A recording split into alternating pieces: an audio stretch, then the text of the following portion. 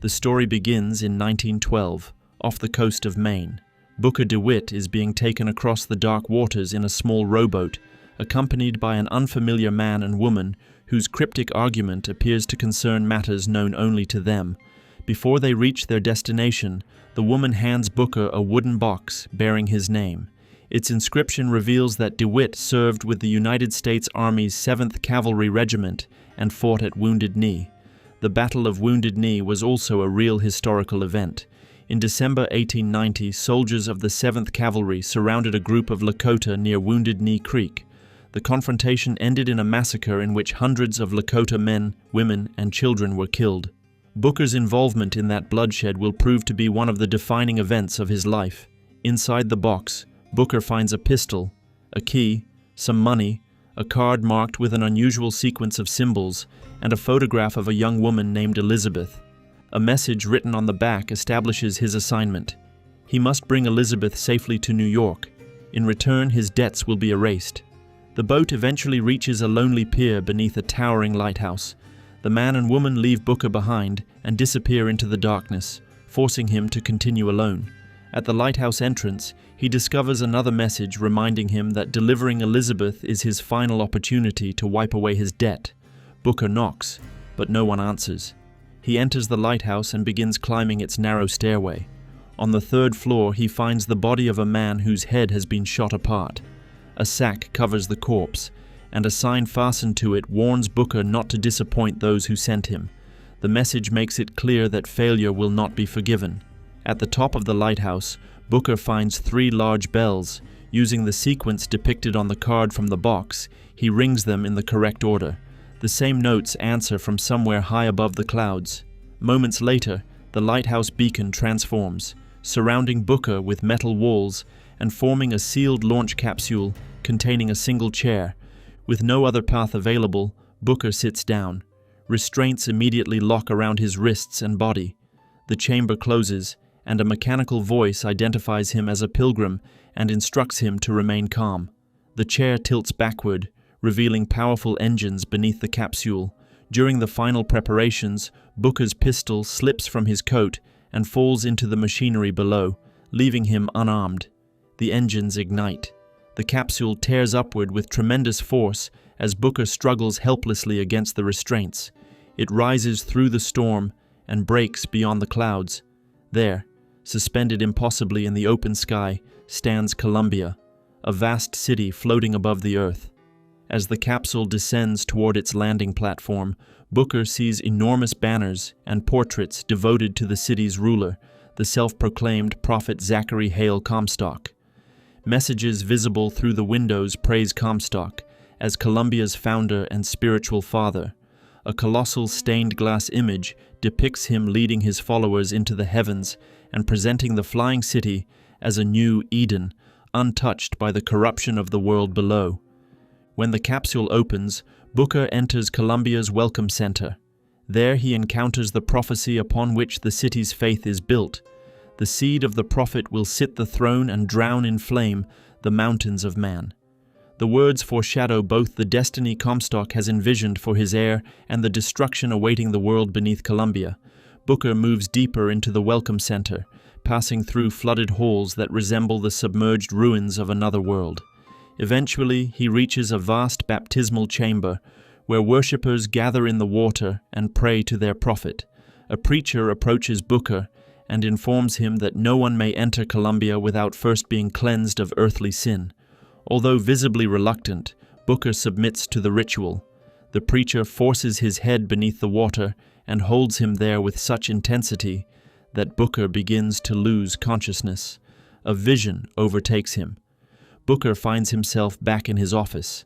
A man stands outside the door and reminds him that his debts will be erased once he hands over the girl. Booker refuses, but when he opens the door, he no longer sees the hallway beyond it. Instead, New York burns before him. Columbia's warships hang above the city, raining fire upon its streets. One of their shells hurtles directly toward him. Booker awakens on the streets of Columbia. Still disoriented, he passes worshippers praying before statues of 3 figures regarded as holy protectors of the city: George Washington, Benjamin Franklin, and Thomas Jefferson. In Comstock's religion, the founding fathers have been elevated beyond history and transformed into divine figures whose principles supposedly guide Columbia. Beyond the gardens lies a vision of apparent perfection. Columbia presents itself as a peaceful utopia filled with clean streets, flourishing gardens, cheerful families, and carefree children. Its citizens appear prosperous and content, shielded from poverty, war, and disorder. Yet beneath the beauty of the floating city lies a rigid society founded upon religious fanaticism, racial supremacy, and absolute devotion to Comstock. As Booker continues toward the city, he witnesses a public display recounting the official story of Zachary Hale Comstock. According to Columbia's mythology, Comstock was once an ordinary man until a celestial figure known as the Archangel Columbia appeared before him and revealed a vision of a perfect future. Guided by that revelation, Comstock raised a city into the heavens and named it Columbia in honor of the angel who had chosen him. Years later, Comstock and his wife allegedly received a miraculous child. That daughter, known throughout the city as the Lamb of Columbia, is believed to be the seed of the prophet described in Comstock's prophecy. One day she is expected to inherit his throne and lead Columbia towards its promised destiny. Booker soon encounters a disturbing propaganda poster warning the citizens about the coming of the false shepherd. The figure depicted on the poster bears the letters AD on the back of his hand, the same mark branded into Booker's own skin. According to Comstock's prophecy, the false shepherd will enter Columbia and attempt to steal the lamb, leading her away from the path prepared for her. Comstock has therefore filled the city with warnings, ensuring that every citizen knows the mark by which this enemy can be recognized. Although Booker has only just arrived, the prophet appears to have anticipated his coming. In the distance, Booker sees the vast monument tower, the enormous statue within which Elizabeth is being held. Before he can proceed, a young messenger approaches and hands him a note bearing a strange and ominous warning. The message warns Booker that Comstock must not learn of his presence and instructs him, whatever happens, not to choose number 77. It is signed by Lutechi. The road leads Booker to the Columbia Raffle and Fair, where visitors can test the city's weapons and sample vigors. Vigors are consumed as bottled drinks. The exit from the fairgrounds is blocked, and a ticket machine refuses to grant Booker passage. Nearby, an attendant is offering free samples of a vigor called Possession. Booker drinks the strange liquid and is briefly overwhelmed by a disturbing vision as its power takes hold. Once he recovers, he uses the vigor on the machine, bending it to his will and forcing it to provide the ticket he needs. Beyond the gates, Booker encounters the two mysterious figures who brought him to the lighthouse, Robert and Rosalind Luteach. They ask him to toss a coin. Robert carries a sandwich board covered with tally marks recording the results of previous attempts, every one of which has apparently ended with the coin landing heads. Booker tosses it, and once again, it lands heads. The Luteachs calmly record the result and walk away, leaving Booker confused by the strange experiment. A short distance farther on, Booker sees a statue of Robert Luteach. Before his eyes, however, the monument appears to change into a statue of Rosalind. The inscription beneath it declares that Rosalind Luteach gave Columbia its wings. She is the brilliant physicist whose discoveries made it possible to suspend an entire city in the sky. The identity of Robert and the nature of his relationship with her remain unclear. Booker continues through Columbia until he reaches Raffles Square, where the industrialist Jeremiah Fink is conducting the city's annual lottery. The gathering crowd blocks every route forward, forcing Booker to participate. He approaches the attendant and draws a baseball marked with the number 77, the very number the Luteachs warned him to avoid. Fink announces the winning number, and Booker is called forward to claim his prize. The celebration, however, reveals the cruelty beneath Columbia's immaculate facade. The supposed prize is the honor of throwing the first ball at an interracial couple who have been bound to a stage for public humiliation. The spectacle exposes the openly racist ideology upon which Comstock society is built. Booker can raise the ball either toward the prisoners or toward Fink, but he is stopped before he can throw it. One of the policemen notices the letters branded into the back of his hand and recognizes the mark of the false shepherd. The officers seize Booker as Fink retreats and orders the authorities to deal with him. When a policeman prepares to execute him with a skyhook, Booker distracts the man and turns the weapon against him. He kills the officer, takes the skyhook, and fights his way through the remaining guards. The violence at the raffle ensures that the entire city, including Comstock himself, now knows that the false shepherd has arrived. With every officer in Columbia searching for him, Booker must force his way towards Monument Island, where Elizabeth is being held. Along the way, he confronts a fireman, a heavily armored soldier empowered by the Devil's Kiss vigor.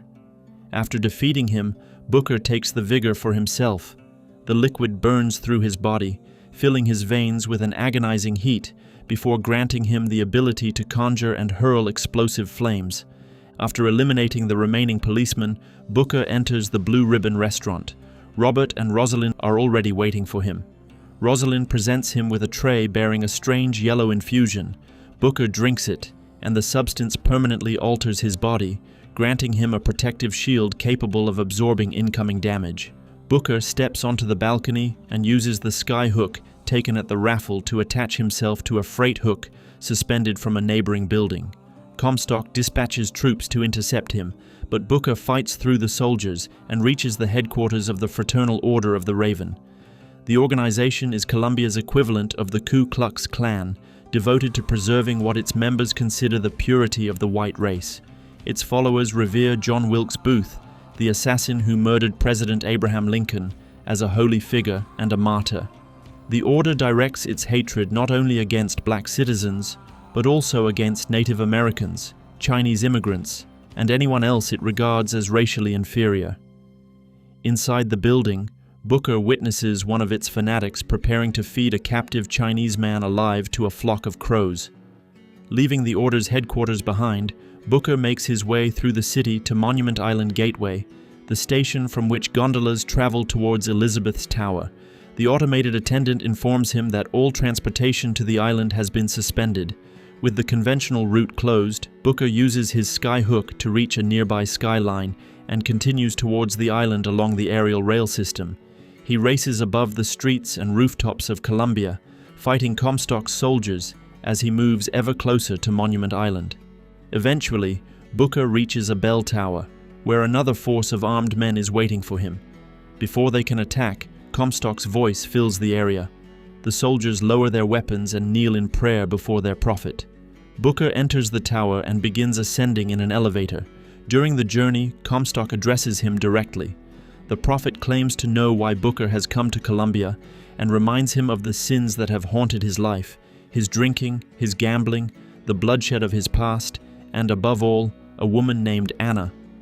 Comstock knows that Booker has come to take the lamb, Elizabeth, and deliver her in exchange for the cancellation of his debts.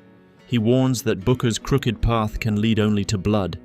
As the prophet speaks, blood suddenly begins to run from Booker's nose, suggesting that Comstock's knowledge of him extends far beyond what should be possible. Moments later, a Columbian gunship approaches the bell tower and opens fire. Booker escapes the collapsing structure by leaping aboard the vessel. He kills the soldiers on deck and seizes control of the airship, and turns his attention to the controls, attempting to change the vessel's course towards Monument Island. Before he can do so, a Columbian gunship appears directly ahead. Comstock addresses Booker and declares that his journey has reached its end. When Booker turns around, he sees the woman holding a burning torch. Utterly devoted to the prophet, she sets fire to the airship and willingly condemns herself to death along with it. Her sacrifice fails to stop Booker. Before the vessel is consumed by flames, he leaps from the deck and catches hold of a passing skyline with his skyhook. Riding the rail across the open sky, he reaches Monument Island and enters the base of the enormous tower in which Elizabeth has spent her entire life. The interior resembles a secret research facility rather than a home. Warning signs cover the walls, identifying Elizabeth only as a dangerous specimen and instructing personnel not to approach her. Records reveal that she has been studied and subjected to constant observation since childhood. Cameras and concealed viewing rooms have been installed throughout the tower, allowing researchers to record almost every moment of her life. Deep within the structure, Booker discovers a massive apparatus known as the siphon. The machine appears to draw in and suppress an immense source of energy. Its purpose is connected to Elizabeth and the extraordinary power she possesses. Booker also finds one of Comstock's voxophones, through which the prophet explains his intentions for his daughter. Comstock knows that he will not live to witness Columbia's ultimate destiny. He believes that one day the flying city must travel across the world and destroy the cities below, which he collectively condemns as Sodom, cleansing them in preparation for the coming of the Lord. According to his prophecy, Elizabeth must eventually ascend the throne and lead Columbia in this holy war. Comstock claims that he would welcome death, believing it would bring him closer to God. Yet he refuses to die while the false shepherd remains alive, because Booker still possesses the power to take Elizabeth from Columbia and lead her away from the path Comstock has chosen for her. Booker ascends to the upper levels of the tower and enters a series of observation chambers from which scientists have secretly watched Elizabeth through one-way glass. He finally sees her in the adjoining room. Unaware of his presence, she holds a photograph of the Eiffel Tower and poses before a mirror, imagining the life waiting for her beyond the walls of her prison. She soon moves into another chamber, and Booker follows from behind the glass. There he discovers that Elizabeth is a gifted artist, but painting is far from her most remarkable talent. Standing before an image of Paris, she reaches towards it and tears open a passage into another world. The painting becomes a window onto a real Parisian street. Yet it is not the Paris of 1912. A nearby cinema is showing Return of the Jedi, a film that will not be released until 1983. Elizabeth has opened a tear not only through space, but also into another time and reality. She steps dangerously close to the opening and nearly wanders into the path of a fire engine. Startled, she closes the tear and retreats towards the library. Booker realizes that his assignment is far more complicated than he was led to believe. Nevertheless, after coming this far, he has no intention of abandoning it. To reach the library, Booker climbs along the outside of the tower and enters through its upper structure. His arrival is anything but graceful. He crashes through the ceiling and lands directly in front of Elizabeth. Terrified by the sudden appearance of a stranger, she begins throwing books at him. Once her panic subsides, Elizabeth is astonished to discover that Booker is a real person. She has spent almost her entire life isolated from human contact, watched only by unseen observers, and guarded by the creature that patrols the skies around her tower. Booker also notices that the little finger of her right hand is severed near its base.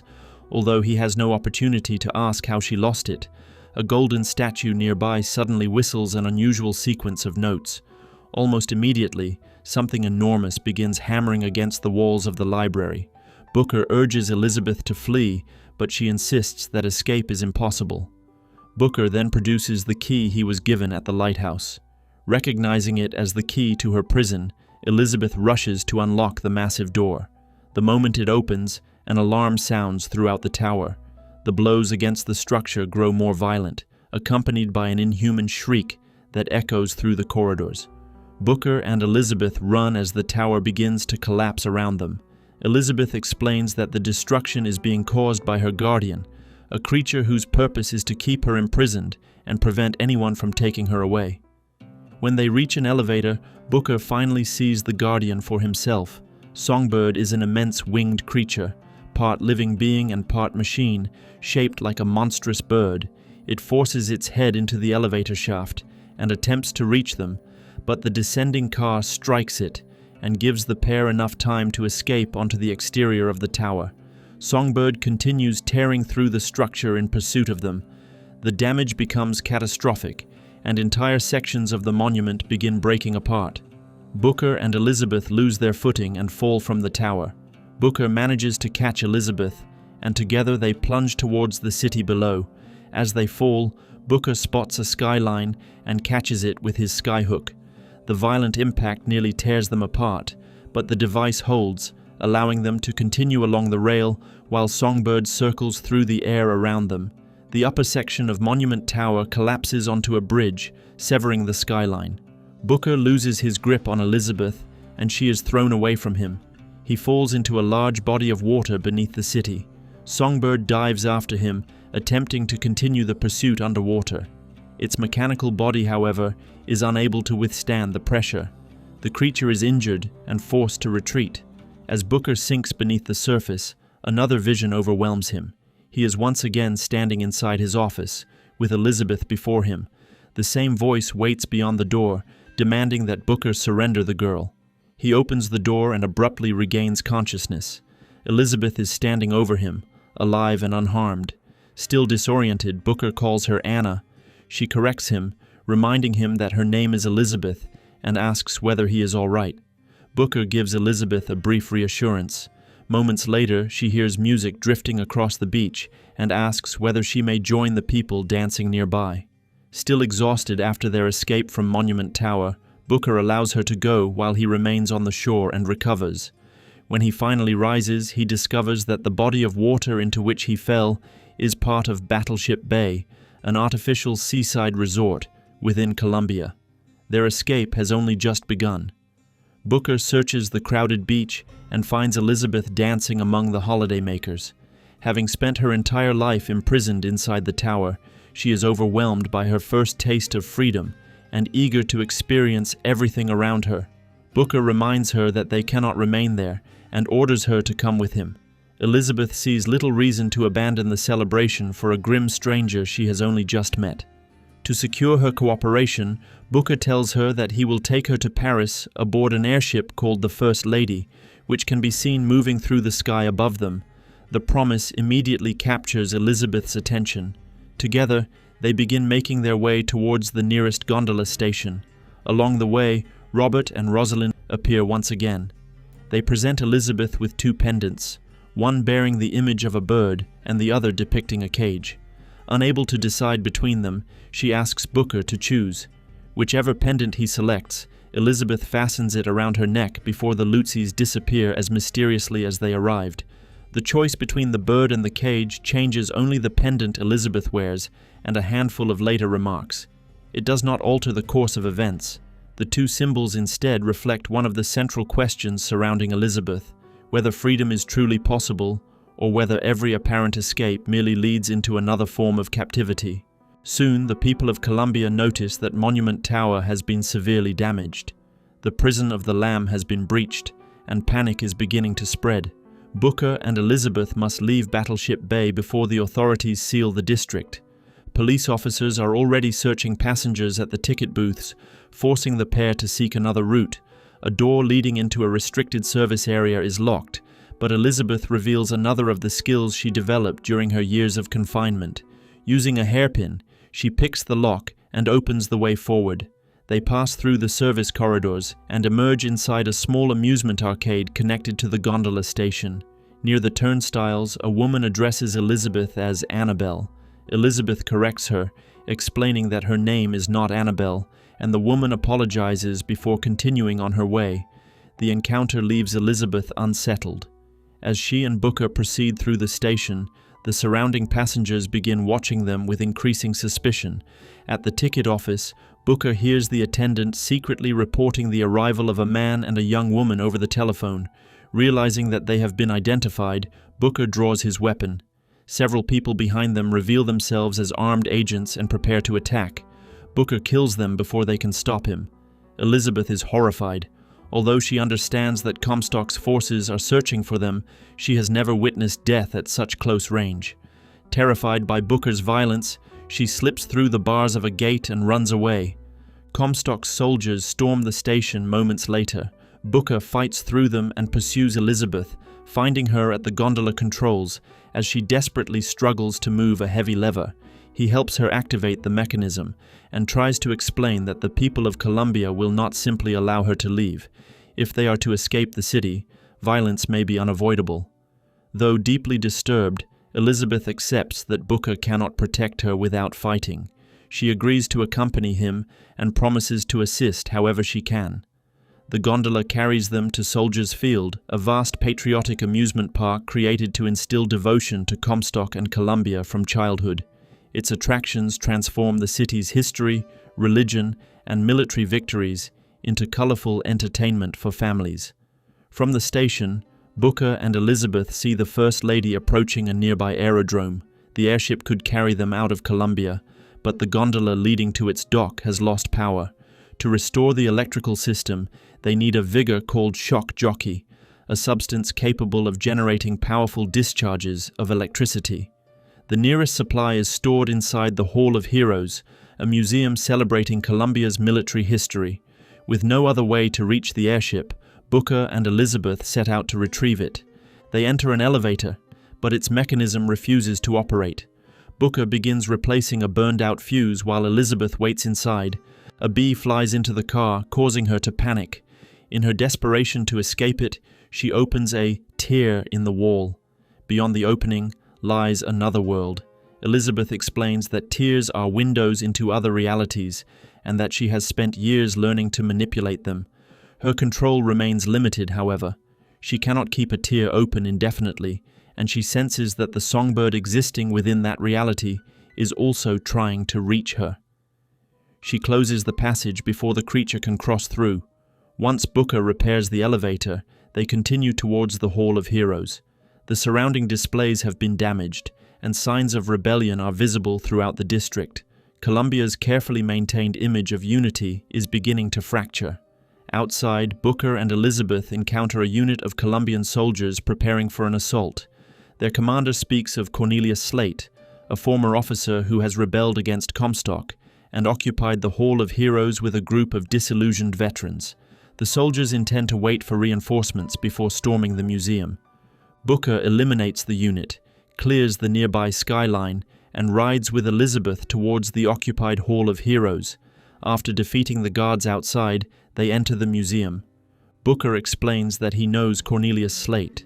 Both men served with the United States Army's 7th Cavalry Regiment and fought at Wounded Knee. Slate is a hardened soldier whose actions are driven by rage, pride, and an obsessive belief in honor. Booker warns Elizabeth that he is unpredictable and extremely dangerous. Inside the entrance hall, they find a monumental statue of Comstock holding a sword. The inscription claims that the prophet commanded the 7th Cavalry during the Battle of Wounded Knee. Booker immediately rejects the story. Comstock never led the regiment, and Booker has no memory of seeing him on the battlefield. Slate's voice echoes through the museum. He recognizes Booker and recalls the brutality with which DeWitt fought at Wounded Knee. According to Slate, Booker slaughtered the Lakota with terrifying determination and earned a reputation among his fellow soldiers. Comstock later took those deeds and inserted himself into their history, claiming the soldiers' bloodshed as proof of his own heroism. Booker tells Slate that he has not come to fight him. He needs only the shock jockey stored inside the museum. Slate has no intention of surrendering it. He knows that Comstock's forces will soon overrun the Hall of Heroes, but he refuses to let himself and his veterans be killed by soldiers he considers unworthy. Instead, Slate demands that Booker give his men the death of true warriors. He regards DeWitt as one of the few survivors capable of granting them an honorable end. After defeating the first group of Slate's soldiers, Booker and Elizabeth enter the museum's central exhibition area. The Hall of Heroes contains elaborate displays devoted to 3 defining chapters in Comstock's official history: Wounded Knee, the Boxer Rebellion, and the death of Lady Comstock. They begin with the Wounded Knee exhibit. As they move through its distorted recreation of the massacre, Slate tells Elizabeth what Booker did there. He describes DeWitt as a relentless warrior who killed one Lakota after another with exceptional savagery. Slate remembers their service with pride, comparing himself and his comrades to the warriors of the ancient world. Booker does not share his nostalgia. The memories of Wounded Knee have haunted him for decades, and he refuses to regard the massacre as a source of honor. After Booker defeats more of Slate's veterans, Slate praises his skill and claims that Comstock has always wanted to possess the same reputation. The prophet therefore rewrote the past, transforming Booker's crimes and the sacrifices of other soldiers into his own mythical achievements. Slate directs them towards the next exhibition, dedicated to the Boxer Rebellion. The conflict was a real uprising that erupted in China against foreign political, religious, and economic influence. Columbia, which still represented the United States at the time, traveled to Peking and intervened in the suppression of the rebellion. Slate and his soldiers descended from the flying city and fought on the ground. Many of his comrades died, and Slate himself lost an eye, yet when the battle ended, Comstock claimed the victory as his own despite having remained safely aboard Columbia. For Slate, the museum is not merely propaganda. It is a monument to the theft of his identity and the erasure of the men who fought beside him. Enraged by Comstock's appropriation of their sacrifices, Slate and the surviving veterans turned against the prophet. Their rebellion also brought them into a temporary alliance with the Vox Populi, the underground resistance movement led by Daisy Fitzroy. Slate does not necessarily share Fitzroy's ideals, but both regard Comstock and the founders as a common enemy. Their cooperation is born from necessity rather than loyalty. Booker and Elizabeth proceed into the third exhibit, devoted to the First Lady. There, Columbia's official history portrays Zachary Hale Comstock and his wife as a devoted couple blessed with a miraculous child, the daughter foretold by prophecy. According to the exhibition, Lady Comstock was murdered by her servant, Daisy Fitzroy. The prophet then concealed his daughter inside Monument Tower to protect her from further danger, while Fitzroy was declared a fugitive and enemy of Columbia. The display presents this story as unquestionable truth. Elizabeth, unaware that it is propaganda constructed by Comstock, realizes that she is the child depicted in the exhibit. The revelation confirms that the prophet claims her as his daughter and expects her to inherit his throne. Elizabeth is appalled by what has been done to her. Whatever destiny Comstock prepared, she refuses to follow the path of a man who imprisoned her for her entire life. When they emerge into the courtyard, Elizabeth discovers that her tears can be used during battle. By opening passages into alternate realities, she can bring useful objects into their world, including weapons, automated defenses, medical supplies, and cover. Comstock's gunships begin arriving outside the Hall of Heroes, bringing fresh troops to crush the rebellion. With the building surrounded, Booker has no choice but to end his confrontation with Slate. Slate sends the last of his men into battle. Booker defeats them and finds their commander wounded and exhausted. Unable to continue fighting, Slate asks his former comrade to grant him a soldier's death rather than leave him to Comstock's forces. Booker must decide whether to kill Cornelius Slate or spare him. Death would fulfill Slate's final request and allow him to die according to the martial code by which he has lived. Refusal would leave him to be captured and punished by the regime whose lies drove him to rebellion. Booker drinks the shock jockey, enduring another violent transformation as electricity surges through his body. The vigor grants him the ability to unleash powerful electrical discharges and energize machinery. With the shock jockey secured, Booker and Elizabeth leave the Hall of Heroes and return to Soldiers Field. Booker uses the vigor to restore power to the gondola control panel and summons a car bound for the First Lady Aerodrome. Comstock's forces immediately converge on their position, forcing Booker and Elizabeth to defend the station against another large assault. Once the soldiers have been defeated, they board the gondola and ascend towards the airship dock.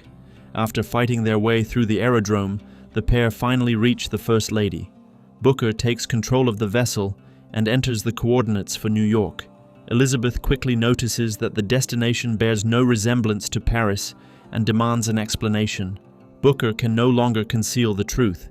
He admits that he did not come to Columbia simply to rescue her. He was hired to deliver her to New York in exchange for the cancellation of his debts. The revelation devastates Elizabeth. Everything Booker has told her about freedom and Paris has been a deception designed to secure her cooperation. When he attempts to apologize, she strikes him across the head with a wrench and seizes control of the airship. Booker gradually regains consciousness and discovers that Elizabeth has not traveled far. The First Lady has already been intercepted by the Vox Populi. Elizabeth gives Booker one final look of contempt before escaping, while the rebels drag him from the vessel. After another brutal blow, Booker awakens as the prisoner of Daisy Fitzroy, the leader of the Vox Populi. Fitzroy recognizes his abilities and attempts to recruit him into the resistance. Booker, however, has no interest in becoming involved in Columbia's approaching civil war. He asks only for the return of the airship. Fitzroy agrees, but demands a service in exchange.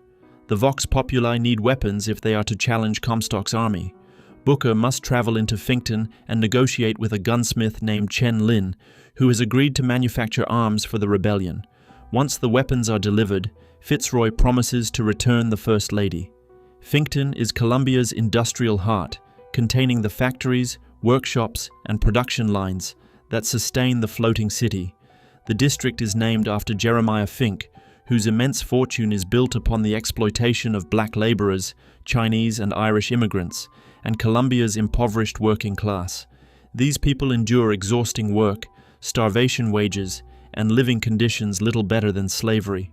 Before searching for Chen Lin, Booker decides to find Elizabeth. He moves through the crowded industrial district until he sees her being thrown from a gondola for traveling without a ticket. She still refuses to forgive him and runs as soon as she notices his approach. Elizabeth opens tears behind her in an attempt to slow Booker down and prevent him from following. The pursuit ends when a group of patrolmen captures her. Booker kills the officers and resumes the chase, but a handyman suddenly attacks him. The handyman is a grotesque fusion of man and machine. Its victim's living head and heart have been incorporated into an enormous mechanical body, granting the creature exceptional strength and mobility. It seizes Booker and attempts to throw him from the city. At the last moment, Elizabeth returns and opens a tear, creating a means for Booker to escape the creature's grasp. Despite her anger, she cannot allow him to die. Booker tries to regain her trust. He explains that he has already negotiated for the return of the airship and needs only to complete the agreement with Chen Lin. Elizabeth reluctantly agrees to help, driven by the hope that the First Lady can still take her to Paris. The two continue through Finkton together. They enter the Fink Manufacturing Recruitment Center and fight their way past the guards inside. While waiting for an elevator, Elizabeth discovers a locker once used by Cornelius Slate, who had previously worked for Fink. Inside, she finds a diary belonging to Lady Comstock. Its contents reveal that the prophet's wife never conceived or gave birth to a child. Elizabeth therefore cannot be her biological daughter. Lady Comstock regarded the infant presented by her husband as an illegitimate child and refused to allow her to remain in their home. Comstock ultimately confined the girl inside Monument Tower. The discovery deepens Elizabeth's sense of betrayal. The people she was taught to regard as her parents imprisoned her while concealing the truth of her birth. Her desire to leave Columbia and reach Paris becomes stronger than ever. As the elevator descends, a telephone rings inside the car. Booker answers and is connected directly to Jeremiah Fink. Rather than threatening him, the industrialist offers Booker a position as head of security. Fink claims to admire his effectiveness and promises that one of his representatives will provide further instructions. The lower levels of Fink manufacturing reveal Fink's immense vanity. Vast gilded statues of the industrialist dominate the complex, presenting him as the benevolent master of the district despite the suffering of the people who labor beneath him. A messenger waits for Booker on the ground floor and hands him a case containing supplies and a powerful revolver. The gift is intended to help Booker demonstrate his abilities and prove that he deserves the position Fink has offered. Booker and Elizabeth leave the building, fight through the police outside, and enter Chen Lin's gunsmith shop. The interior contains a Buddhist shrine, a dangerous display of faith in a city where Comstock's religion tolerates no rival devotion. They search the upper floor but find no trace of Chen Lin. His wife, Mei Lin, explains that the authorities arrested him and took him to the Good Time Club for interrogation. Booker and Elizabeth travel to the club, where Fink's men are waiting for them. Fink contacts Booker and explains that the confrontation is another test of his suitability as head of security. Booker defeats the soldiers and enters the backstage area of the theater. Hidden behind the club's public rooms is a prison used to detain political enemies, union organizers, and suspected supporters of the Vox Populi. Booker and Elizabeth move through its cells, killing the guards who stand between them and Chen Lin. When they finally reach the gunsmith's cell, Fink contacts them once again. He informs Booker that the agreement with Daisy Fitzroy can no longer be completed. Booker enters the darkened chamber and switches on the light. Chen Lin is dead. His lifeless body sits slumped in a chair in the torture chamber. Without the gunsmith, the Vox Populi cannot obtain their weapons, and Fitzroy has no reason to return the airship. At that moment, Robert and Rosalind appear. They direct Elizabeth's attention towards a nearby tier and remind her that reality is not limited to the world around them. Beyond the tier lies another Columbia, one in which Chen Lin survived his interrogation. Elizabeth believes she can open the passage widely enough for both of them to cross. With no other path forward, she and Booker enter the alternate reality. They emerge inside a different version of the Good Time Club. In this world, Chen Lin was released rather than murdered, and the Vox Populi have become more active, moving openly through Finkton instead of remaining entirely underground.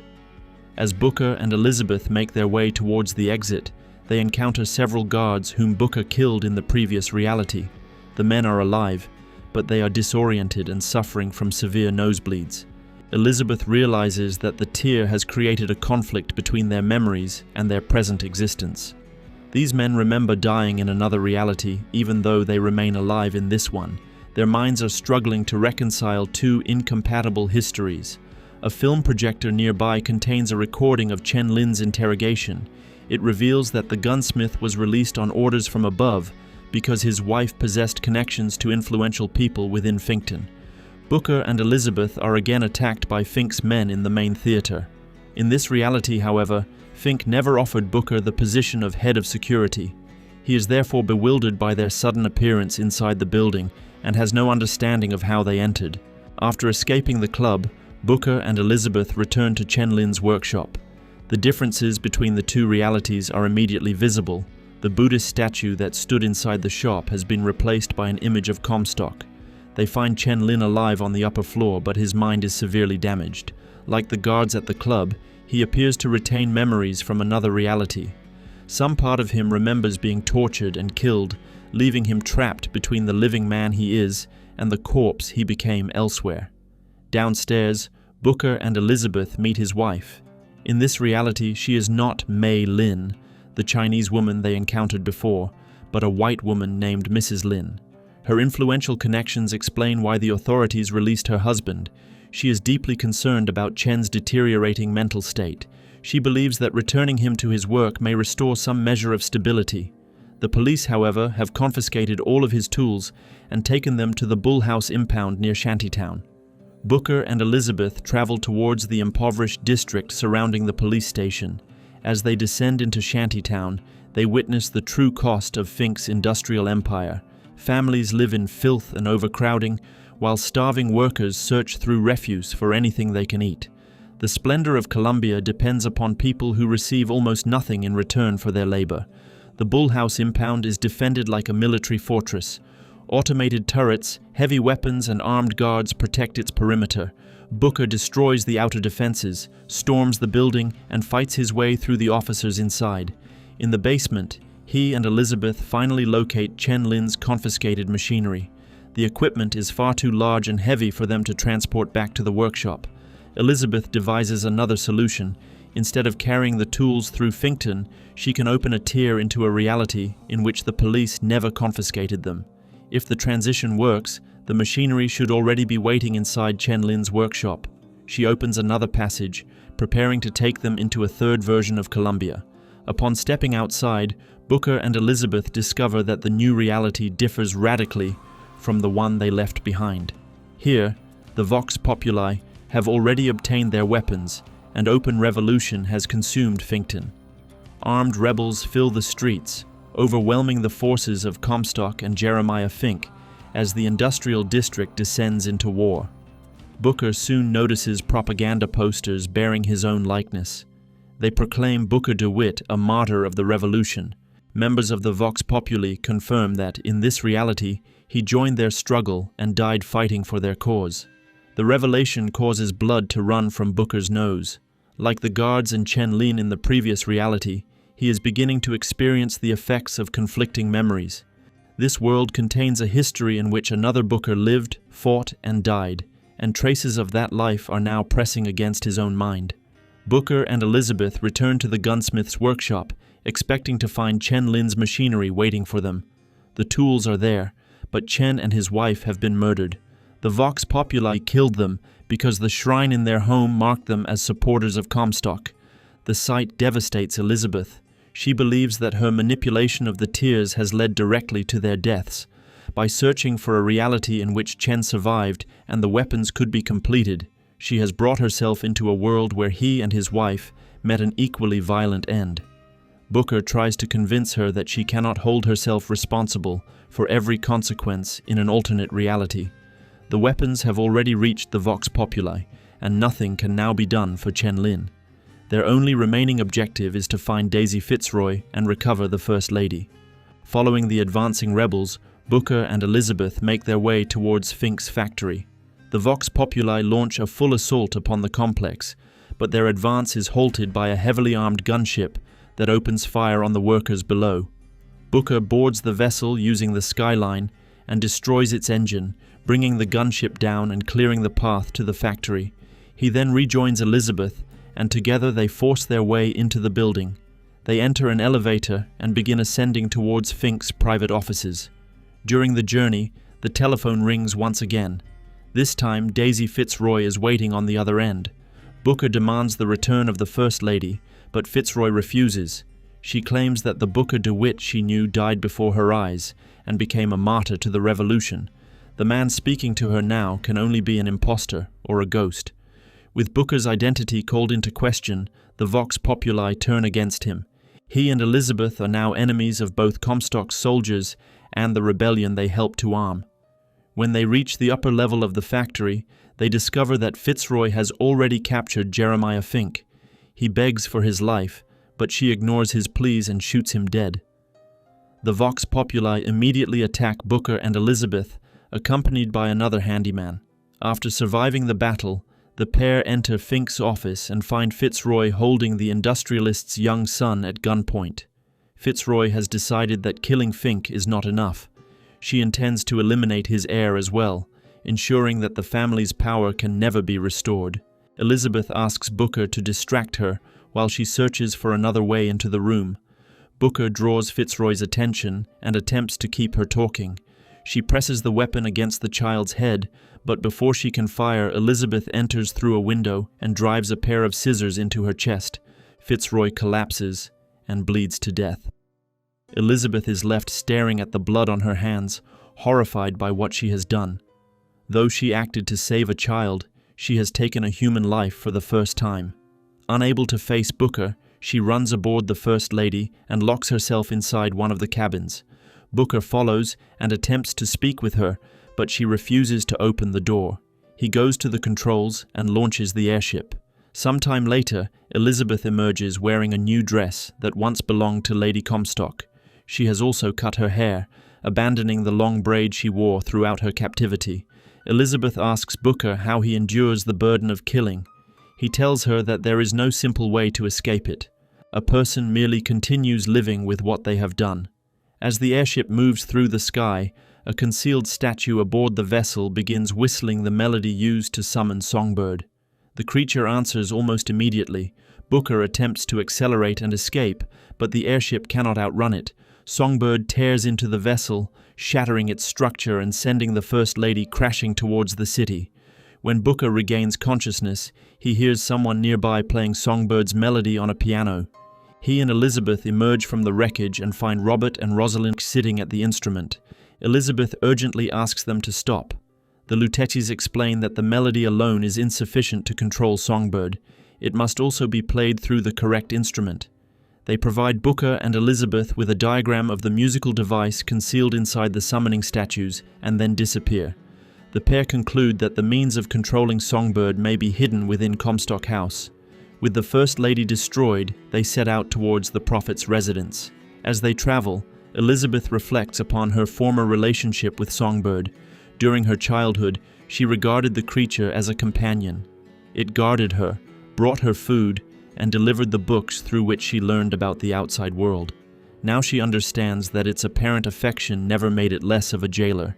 Songbird's true purpose was always to keep her confined and obey Comstock's commands.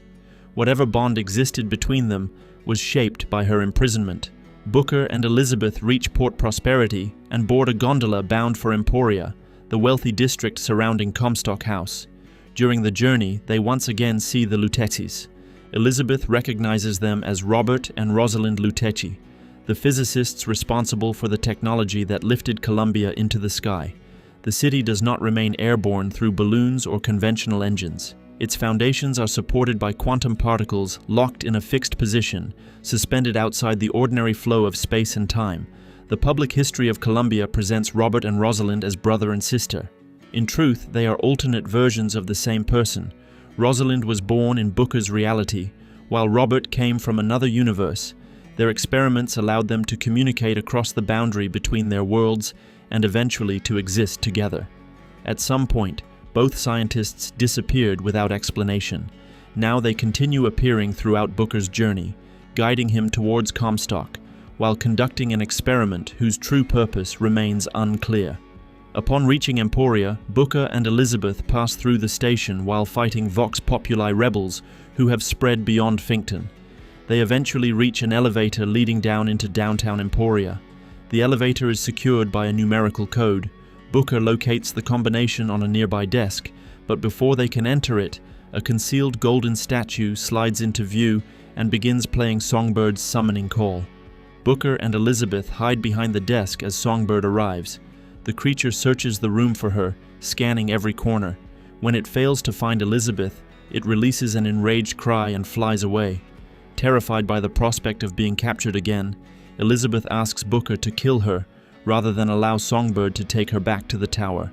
She would rather die than return to the life from which she escaped. They enter the elevator and descend towards the center of Emporia. Below them, the streets have become a battlefield. Vox Populi rebels and Comstock soldiers exchange fire across the district, and a stray shell strikes the elevator. Booker and Elizabeth survive the impact, escape from the damaged car, and fight their way across the plaza towards Comstock House. The entrance is protected by an automated security system. When Elizabeth approaches, the machinery recognizes the dress she is wearing as belonging to Lady Comstock. However, the system also requires the First Lady's fingerprints, and Elizabeth's hand does not match the stored record. Determined to enter the house, Elizabeth leads Booker towards the nearby cemetery, where Lady Comstock rests inside a sealed memorial. She intends to open the tomb and use the dead woman's hand to bypass the security system. Booker objects to desecrating the grave, but Elizabeth no longer cares about preserving the dignity of the people who imprisoned and deceived her. With no other route into Comstock House, Booker reluctantly agrees to open the memorial himself. Before he can reach the body, the tomb seals around them. Comstock's voice fills the chamber. He condemns Elizabeth for following the false shepherd and abandoning the destiny prepared for her. Machines hidden within the walls activate. The devices resemble parts of the siphon once housed inside Monument Tower. They drain a portion of Elizabeth's power and channel it into the corpse of Lady Comstock. The dead woman rises. Transformed into a spectral creature known as the Siren, Lady Comstock escapes from the memorial and enters the cemetery. Her cries call the buried dead back to life, raising an army of Columbia's fallen citizens to attack Booker and Elizabeth. After Booker defeats the Siren, the spectral figure disappears. Nearby, Robert and Rosalind Lutechi emerge beside a grave bearing their own names. They explain that Lady Comstock now exists in an unnatural state beyond the ordinary boundaries of space and time. She is neither truly alive nor entirely dead. Elizabeth notices a trail of ghostly footprints left behind by the Siren. If they are to enter Comstock House, they must follow Lady Comstock and uncover enough of the truth to persuade her to help them. At the cemetery gates, the Lutexis appear once again. They warn that reasoning with a ghost will not be easy, but it may still be possible. Lady Comstock's identity has been constructed from lies, and 3 fragments of her past must be restored before she can understand what Comstock did to her. In this reality, the Prophet destroyed the evidence connected to those events. Elizabeth, however, can open tears into other worlds, where traces of the past still remain. The first tier lies inside Lutechi Laboratories. When Elizabeth opens it, she and Booker witness a confrontation between Lady Comstock and Rosalind Lutechi, dating from the year Elizabeth was brought to Columbia. Lady Comstock accuses Rosalind of being her husband's mistress. Since she never carried or gave birth to the child Comstock presented as his miraculous heir, she believes that Elizabeth must have been born from an affair between the prophet and the physicist. Rosalind denies any romantic relationship with Comstock. More importantly, she reveals that the prophet could not possibly have fathered a child. Prolonged exposure to the Lutezi field and repeated observation of the tears had rendered him sterile. The revelation means that Elizabeth is neither Lady Comstock's biological daughter nor the natural child of the prophet. She was brought into their world from somewhere else. Elizabeth is shaken by the discovery. Every explanation she has been given about her identity has now collapsed. She does not know who her true parents are, where she came from, or why she possesses the ability to see and manipulate tears. The next spectral trail leads Booker and Elizabeth to the bank of the prophet. After fighting through the Vox Populi occupying the building and confronting the siren once again, they locate another tier. Through it, they hear a conversation between Jeremiah Fink and one of Comstock's representatives. Acting on the prophet's orders, Fink agrees to sabotage the Lutezi device and arrange the deaths of both physicists. The tier also helps reveal the truth about Lady Comstock's murder. Daisy Fitzroy did not kill her. Comstock had his own wife assassinated and then accused Fitzroy of the crime.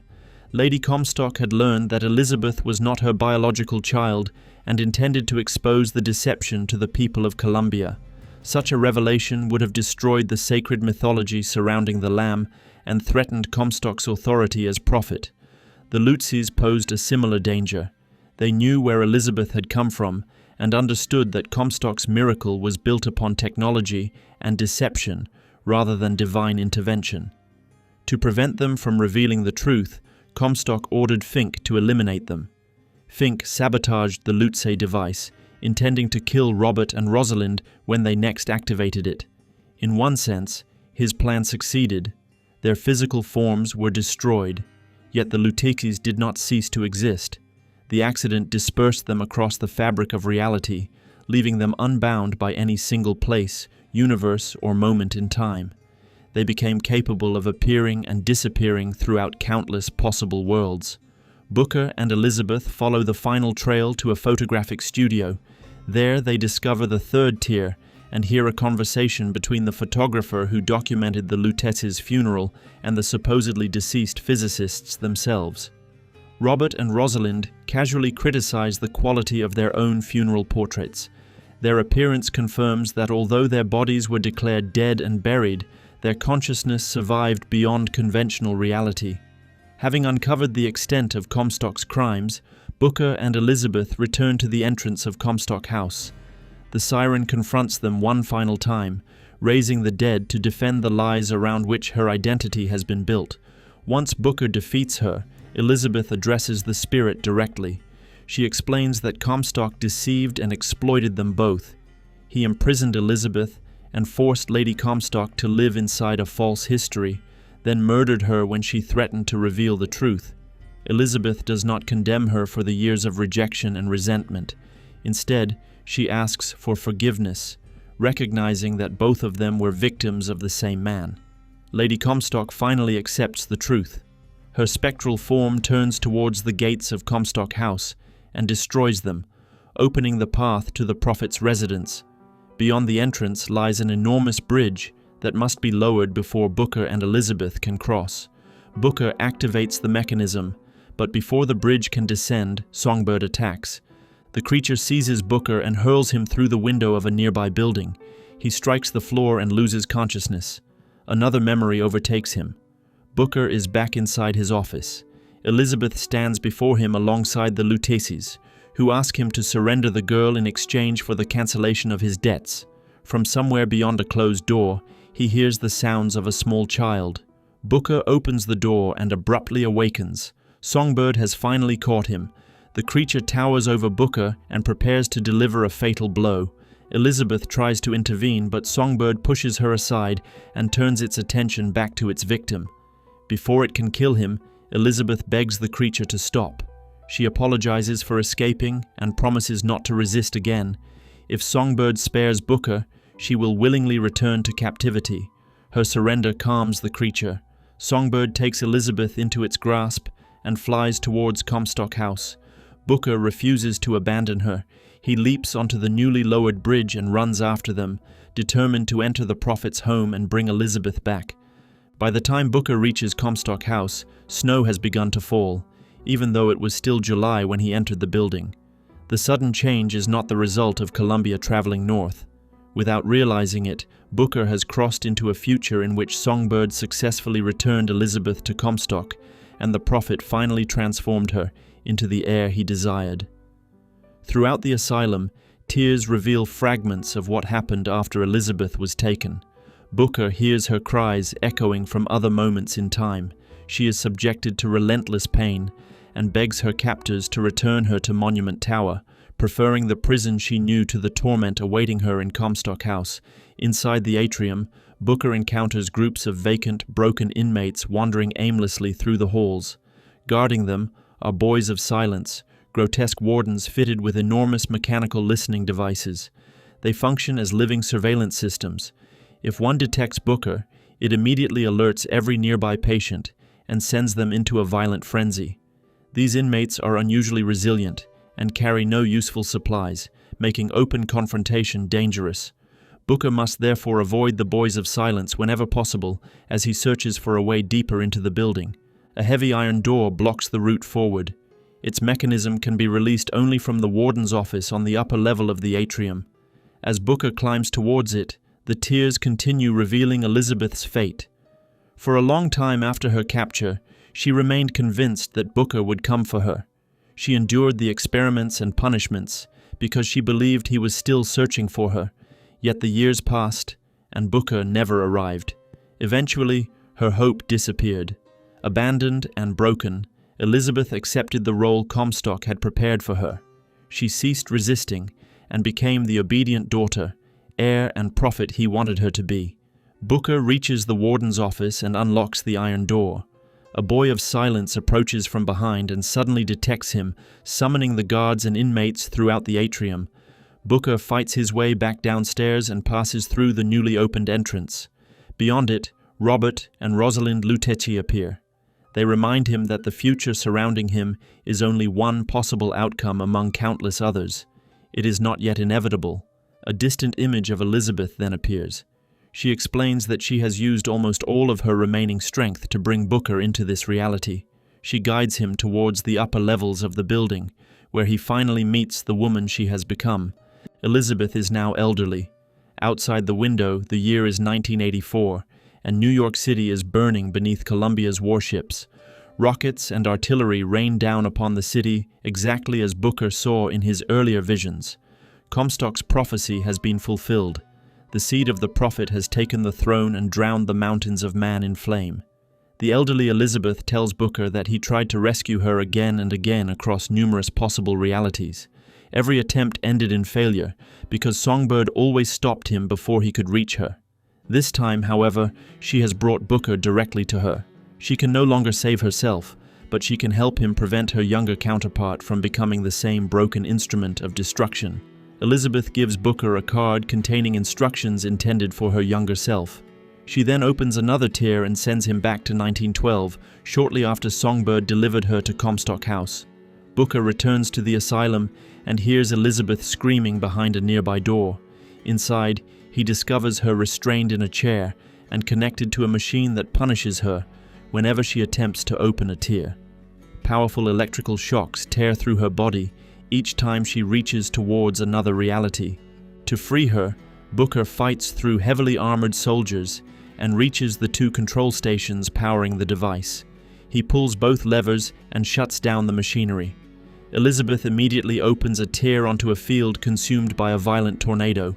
The storm bursts through the observation window and kills the doctors responsible for torturing her. Booker enters the chamber and releases her from the chair. He also gives her the message entrusted to him by her elderly self. While helping her fasten her clothing, he explains what he witnessed in the future.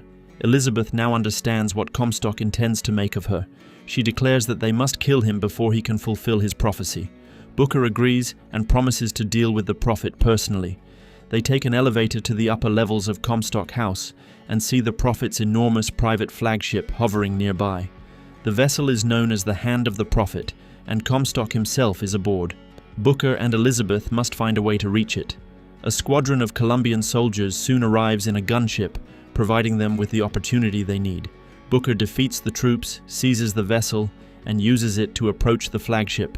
Both Comstock's army and the advancing Vox Populi are attempting to control the hand of the Prophet. Booker and Elizabeth fight through the surrounding forces and land on its lower deck. The flagship is divided into several heavily defended levels. On each deck, Booker must clear the soldiers guarding the skyline before he and Elizabeth can ascend to the next section of the vessel. They eventually reach the uppermost deck, where they discover a miniature representation of Monument Tower. Elizabeth notices that the siphon was built directly beneath the chamber in which she lived. She finally understands its true purpose.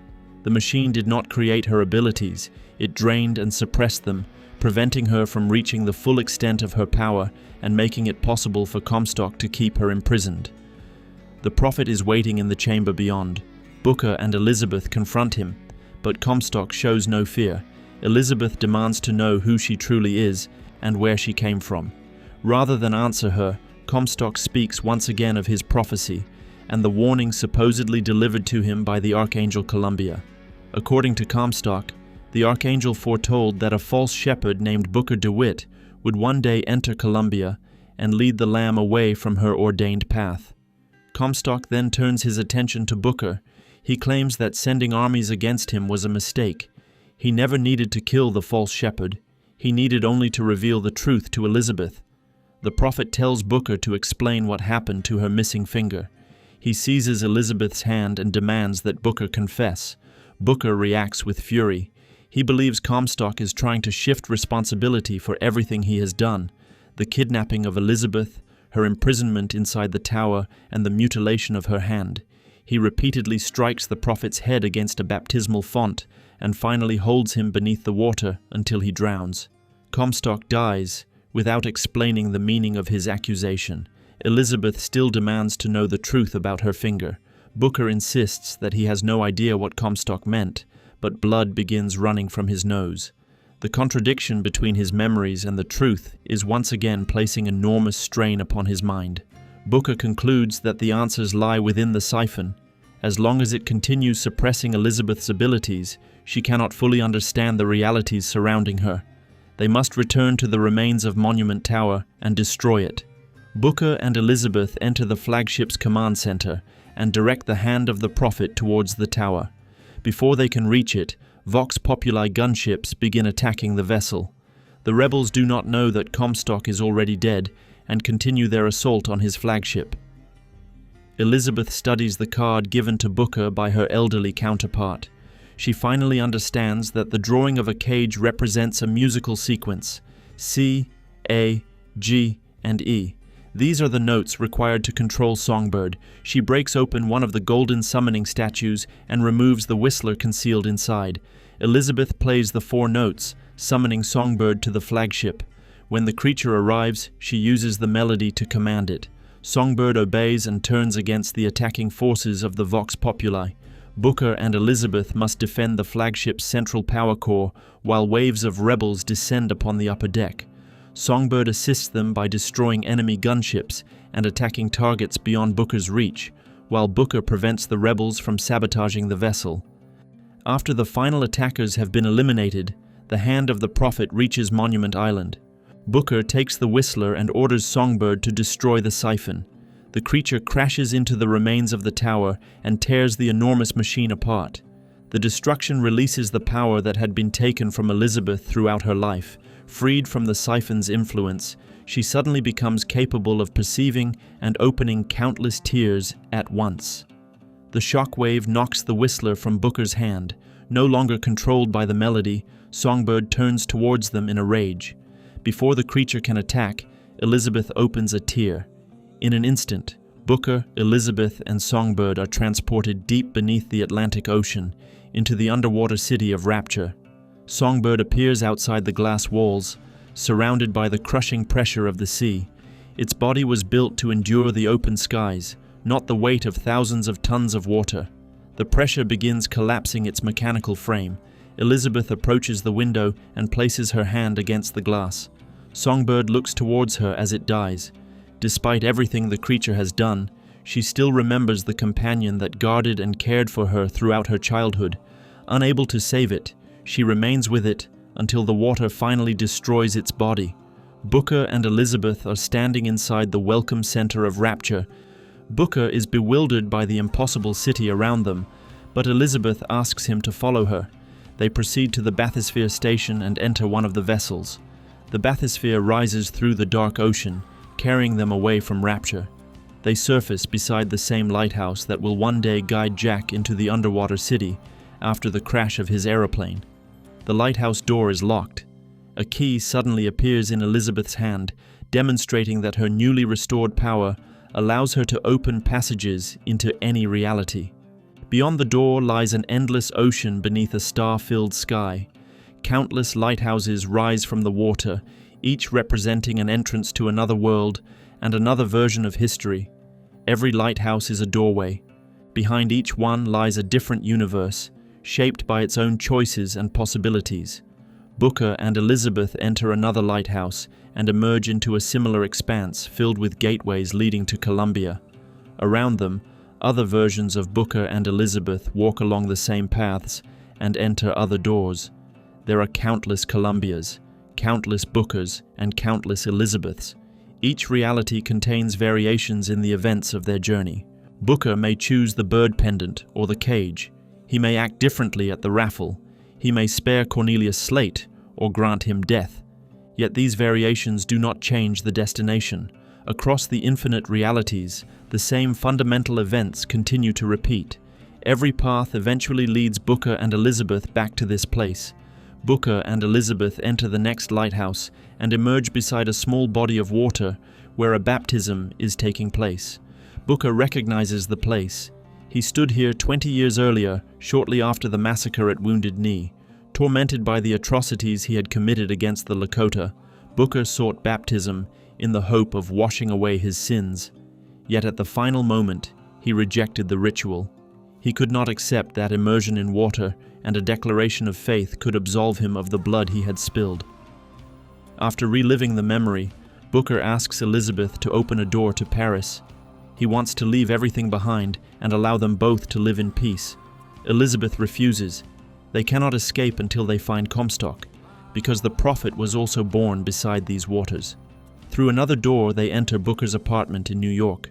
Robert Lutech is waiting near the entrance, and Booker finally remembers that Robert once approached him with an offer involving a girl. In the adjoining room stands a cradle containing an infant. The true meaning of the words that have driven Booker throughout his journey is finally revealed. The instruction to bring them the girl and wipe away the debt did not originally refer to rescuing Elizabeth from Columbia. It referred to surrendering Booker's own child. Booker hands the infant to Robert Lutece, who promises that Comstock will settle all of his debts in return. The memory shifts. Booker is once again traveling in a rowboat with Robert and Rosalind Lutech, while Elizabeth watches him with anger and disbelief. He insists that these events cannot be real. As far as he remembers, Robert hired him only to retrieve Elizabeth from Columbia and deliver her to New York. Blood begins to run from his nose, revealing that his memories are false. They reach another lighthouse and pass through its door.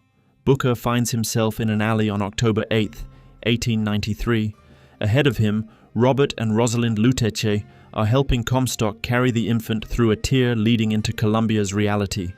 Booker has already regretted the agreement. He pursues them, declares that the deal is over, and tries to tear the child from Comstock's arms. The two men struggle on opposite sides of the closing passage. Comstock manages to pull the infant into his world just before the tier collapses. The child's body crosses the threshold, but the little finger of her right hand remains behind and is severed as the opening closes. The infant is Anna DeWitt, Booker's daughter and the young woman who would later become Elizabeth. Her missing finger was not the result of Comstock's experiments or her imprisonment. Booker was present when it happened, and his desperate attempt to recover her led to the injury.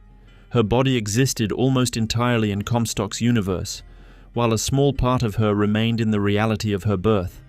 This division between two worlds became the source of her extraordinary connection to the tears. Booker returns to the apartment in which he spent the next 20 years consumed by guilt. After losing Anna, he branded the letters AD into his hand, so that he would never forget her name. He remained alone with his remorse until Robert Lutetia appeared once again and offered him a chance to undo what had happened. Robert had first helped Comstock acquire Anna.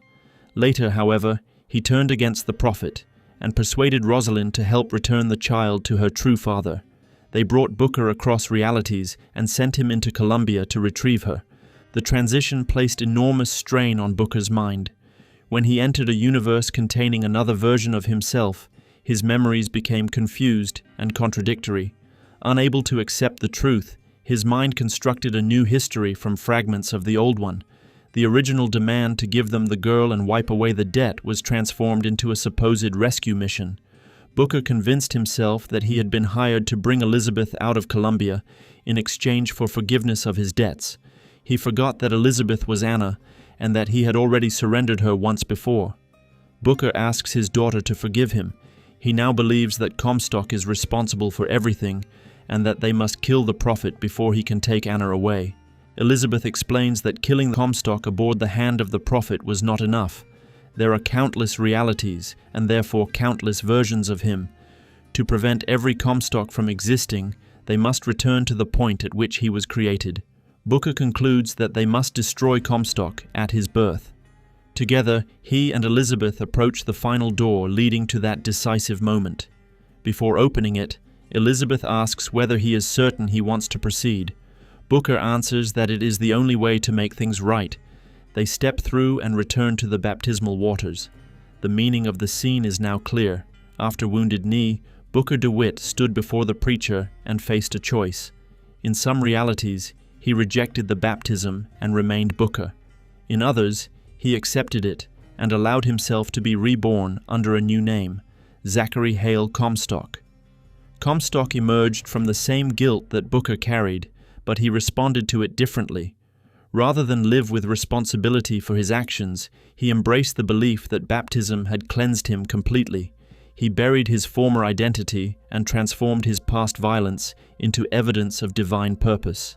As Zachary Comstock, he became a charismatic religious and political figure. He eventually encountered the physicist Rosalind Lutetia, who had discovered particles capable of remaining fixed in space regardless of the forces acting upon them. Her research made it possible to lift Columbia into the sky. Comstock persuaded the United States government to finance the construction of the floating city, presenting it as a magnificent demonstration of American technological power. Rosalind's quantum discoveries gave the project the means to rise above the Earth. Her work did not end with Columbia's ascension. While studying the Lutetia field and the strange behavior of particles suspended beyond conventional space and time, Rosalind discovered another universe in which a male version of herself was conducting the same experiments. That physicist was Robert Lutetia. Robert came from a reality in which Booker had rejected the baptism, and Comstock had therefore never existed. Rosalind and Robert began communicating across the dimensional barrier through their experiments. With Comstock's financial support, Rosalind constructed the Lutetia device, a machine capable of opening stable tiers between worlds. Using the machine, Robert crossed into Rosalind's reality. Though Columbia publicly described them as brother and sister, they were alternate versions of the same individual, born in different universes. Comstock quickly recognized the greater potential of their invention. By observing alternate realities, he could witness numerous possible outcomes before they occurred in his own world. This ability allowed him to predict events with extraordinary accuracy. The citizens of Columbia interpreted his knowledge as divine revelation. Comstock encouraged this belief and assumed the title of prophet, claiming that his visions came from the Archangel Columbia rather than from the Lutetia device. The technology carried a terrible cost. Repeated exposure to the Lutetia field caused Comstock to age prematurely and rendered him sterile.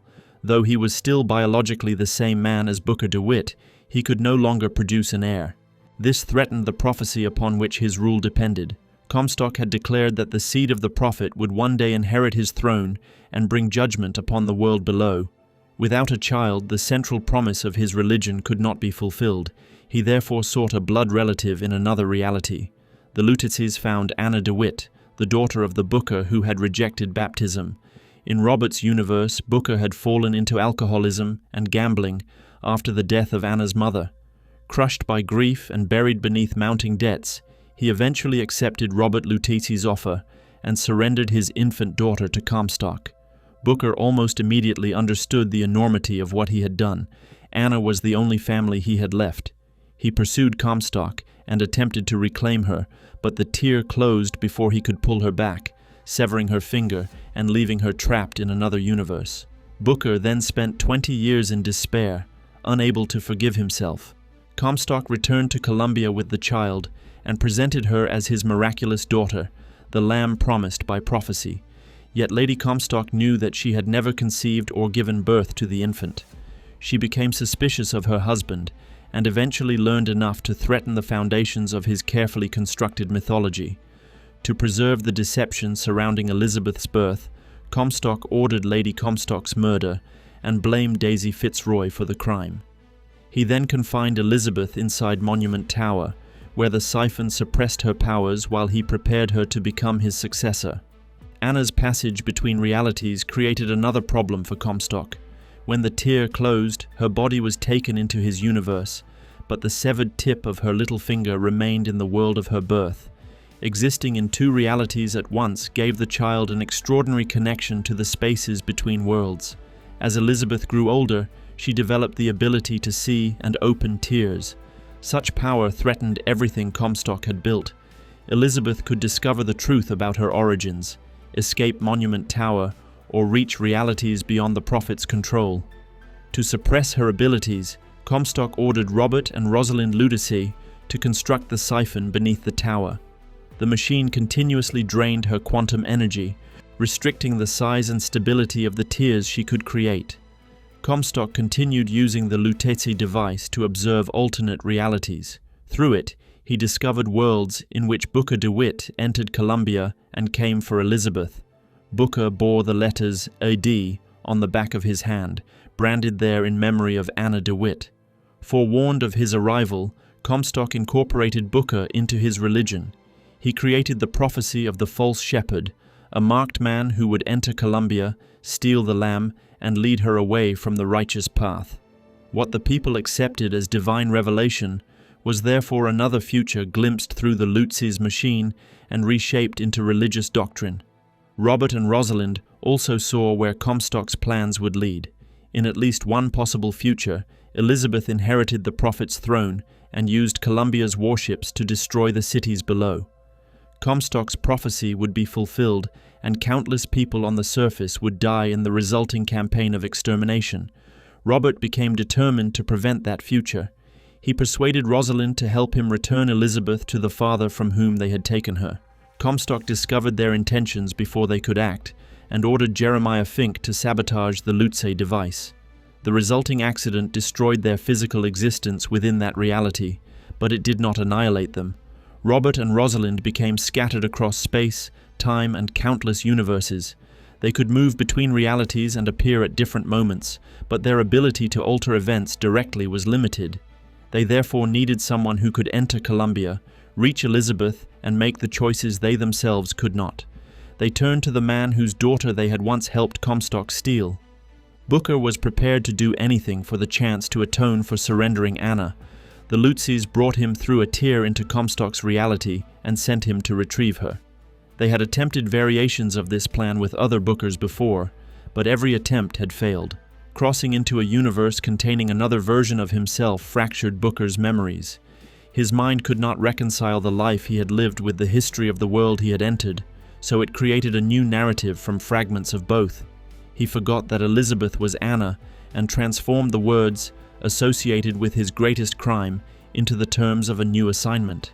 He convinced himself that he had been sent to Columbia to deliver a mysterious girl in exchange for the cancellation of his debts. Only after the siphon was destroyed could Elizabeth guide Booker through the necessary realities and force him to remember the truth. Killing the Comstock aboard the Hand of the Prophet could not end the cycle. Infinite realities contained other versions of the Prophet, each capable of building Columbia, taking Anna, and creating another Elizabeth. As long as the choice that produced Comstock remained, he would continue to exist somewhere. The cycle could be broken only at its point of origin, Booker's baptism after Wounded Knee. In some realities, Booker rejected the ritual and continued living beneath the weight of his sins. In others, he accepted the baptism, abandoned his former identity, and emerged as Zachary Hale Comstock. Every version of the prophet began with that decision. Booker finally understands what must be done. Comstock cannot merely be killed after his creation. The possibility of his birth must be erased before the choice divides reality into separate paths. Different versions of Elizabeth emerge from the surrounding worlds and gather in the baptismal water. Booker realizes that he himself is the constant from which every Comstock originates. Ending the cycle requires his willing sacrifice. Elizabeth asks whether he is certain. Booker accepts that this is the only way to prevent Comstock from existing and to stop the endless repetition of Anna's abduction, Elizabeth's imprisonment, and Columbia's destruction of the world below. The Elizabeths surround him in the water. As the preacher begins the baptism, they hold Booker beneath the surface. He does not resist. Booker DeWitt drowns at the moment when he might have accepted rebirth as Zachary Hale Comstock. With that possibility erased, the realities created by Comstock begin to collapse. One by one, the alternate Elizabeths disappear, like lights being extinguished across an infinite ocean. The final Elizabeth vanishes, and the screen falls into darkness. The story begins on December 31st, 1958. Booker DeWitt awakens at the desk in his office to find a young woman entering without invitation and offering him a job. He initially refuses, but the stranger remains undeterred. After asking him for a light, she reveals the reason for her visit. Booker works as a private investigator, and the woman, who introduces herself as Elizabeth, wants him to investigate the disappearance of a little girl named Sally. DeWitt immediately dismisses the case. He knows Sally and believes that she is already dead. Elizabeth refuses to accept his conclusion. She leaves the office, making it clear that she expects him to follow. Outside, Booker is met by the familiar words of Andrew Ryan, overlooking a vast panorama of Rapture. The underwater metropolis still stands in all its former splendor, untouched by the devastation that will later consume it. Elizabeth claims to know where they can obtain information about the missing girl and leads Booker deeper into the city. Rapture's elite spend the evening drinking champagne and discussing the latest developments beneath the ocean. Their conversations reveal that the events take place after Andrew Ryan has supposedly eliminated his greatest rival, Frank Fontaine. Although Fontaine is believed to be dead, the struggle between the two men has already left a deep mark on the city. Along the way, Booker and Elizabeth encounter a group of little sisters. Elizabeth reacts to them with visible unease, almost as though she has never seen them before. Her response does not escape DeWitt's notice. Everyone in Rapture knows about the little sisters and the purpose they serve, leading him to suspect that Elizabeth has not been in the city for long. She refuses to reveal anything meaningful about herself and avoids his questions whenever he presses her for answers. During the elevator ride, more details about Sally's disappearance come to light. The girl had been under Booker's care, but she was taken while he was gambling at a casino. His acquaintance in the Rapture police force, Sullivan, later informed him that Sally's body had been discovered near the docks. Booker never saw the remains himself. Elizabeth points out that without a body, he has no proof that Sally is dead. She also reminds him that several enterprises in Rapture are built around the exploitation of children. One of the men involved in that world may know what happened to Sally. A sudden vision passes through Booker's mind. He quickly recovers and assures Elizabeth that such episodes are not unusual for him. After leaving the elevator, they continue towards the man who may know where Sally has been taken. Elizabeth's contact can be found at the private club of Sander Cohen. The doorman refuses them entry, explaining that the gathering is closed to outsiders. Cohen has sent invitation masks only to selected local artists and craftsmen, and without one, Booker and Elizabeth will not be admitted. The masks were distributed among 3 establishments associated with the event: Rapture Records, the Golden Rule Jewelry Store, and the Artist's Struggle Gallery. Since neither of them possesses an invitation, they decide to acquire one from a recipient. They first visit the Golden Rule. While Elizabeth occupies the owner's attention, Booker slips into the back room and searches for the mask. He finds nothing. Their next destination is Rapture Records. Elizabeth distracts the proprietor with calculated charm while DeWitt searches behind the counter, but the special case intended to hold Cohen's invitation is empty. Only the artist's struggle remains. Once again, Elizabeth draws the attendant away, flattering his knowledge of art, while Booker searches the gallery's private rooms. This time he discovers the box containing Cohen's mask. He takes it, and the pair return to the club. With the mask concealing Booker's face, the doorman finally allows them inside.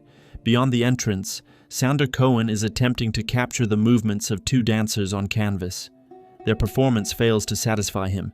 Enraged by what he regards as an insult to his muse, Cohen orders his assistant, Fitzpatrick, to administer an electric shock.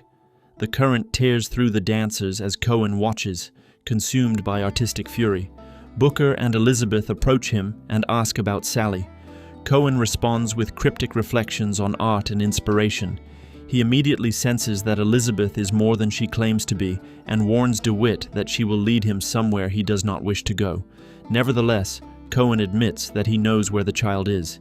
In exchange for the information, he demands that Booker and Elizabeth dance for him. DeWitt objects, but Elizabeth silences him and leads him onto the floor. As they dance, Booker explains that after Sally vanished, he even questioned Dr. Yi-Su Chong in an attempt to find her. The interrogation produced no useful information. Before the dance can end, Cohen once again becomes dissatisfied. He orders Fitzpatrick to use the electrical apparatus on Booker and Elizabeth. A violent charge passes through them, and both lose consciousness. Despite condemning their performance, Cohen honors his agreement. Booker and Elizabeth awaken inside a bathysphere descending through the darkness. Cohen contacts them over the radio and reveals that he placed them aboard. Far below Rapture, the silhouette of Fontaine's department store emerges from the black water. Cohen tells them that Sally can be found in the housewares department. He then offers Booker one final warning. His pursuit of the girl will not end well. With that, he severs contact and leaves them to continue alone. Fontaine's department store has become a prison. After Frank Fontaine's supposed death, Andrew Ryan rounded up the remnants of his rival's organization and sealed them inside the building. The entire complex was then lowered hundreds of feet beneath its original position, isolating its inhabitants from the rest of Rapture. Trapped beneath the sea with no hope of escape, Fontaine's former followers turned to the plasmids left behind in the store. Prolonged genetic modification ravaged their minds and bodies. Many became splicers, violent and unstable, while others died in endless conflicts with those who had suffered the same fate. The bathysphere docks at Fontaine's station. Booker attempts to ease the distance between himself and his companion by telling Elizabeth that she may address him by his first name. She coldly declines, insisting on continuing to call him Mr. DeWitt. Another brief vision overwhelms Booker, but he soon regains control and proceeds towards the department store entrance. The gates have been sealed by the Rapture authorities. Near one of the frozen corpses, they discover an air grabber, a claw-like device used by children to travel along the city's pneumolines. Elizabeth initially calls it a skyhook, then quickly corrects herself and dismisses the mistake. Using the air grabber, Booker crosses the gate, though the mechanism becomes temporarily jammed against the wall. At that moment, several splicers appear. One of them possesses a freezing plasmid and flees from the others, creating a frozen path across a stream of water as he escapes. After Booker deals with the pursuers, Elizabeth spots the housewares tower through a nearby window. Cohen claimed that Sally was being held there, but the department occupies another section of the complex. The three buildings were once connected by a system of trams, and reaching housewares will require restoring access to them. Booker and Elizabeth enter a lift that will take them towards the first tram. Inside, Elizabeth asks when he arrived in Rapture. DeWitt struggles to remember. He first considers 1951, then 1948, before finally insisting that he came to the city in 1949. His memories of the life he lived before Rapture have become indistinct, as though the years have blurred together. Then blood begins to run from his nose. The symptom is a familiar consequence of crossing between realities. Booker DeWitt is living in a world that is not truly his own, carrying memories that do not belong within it.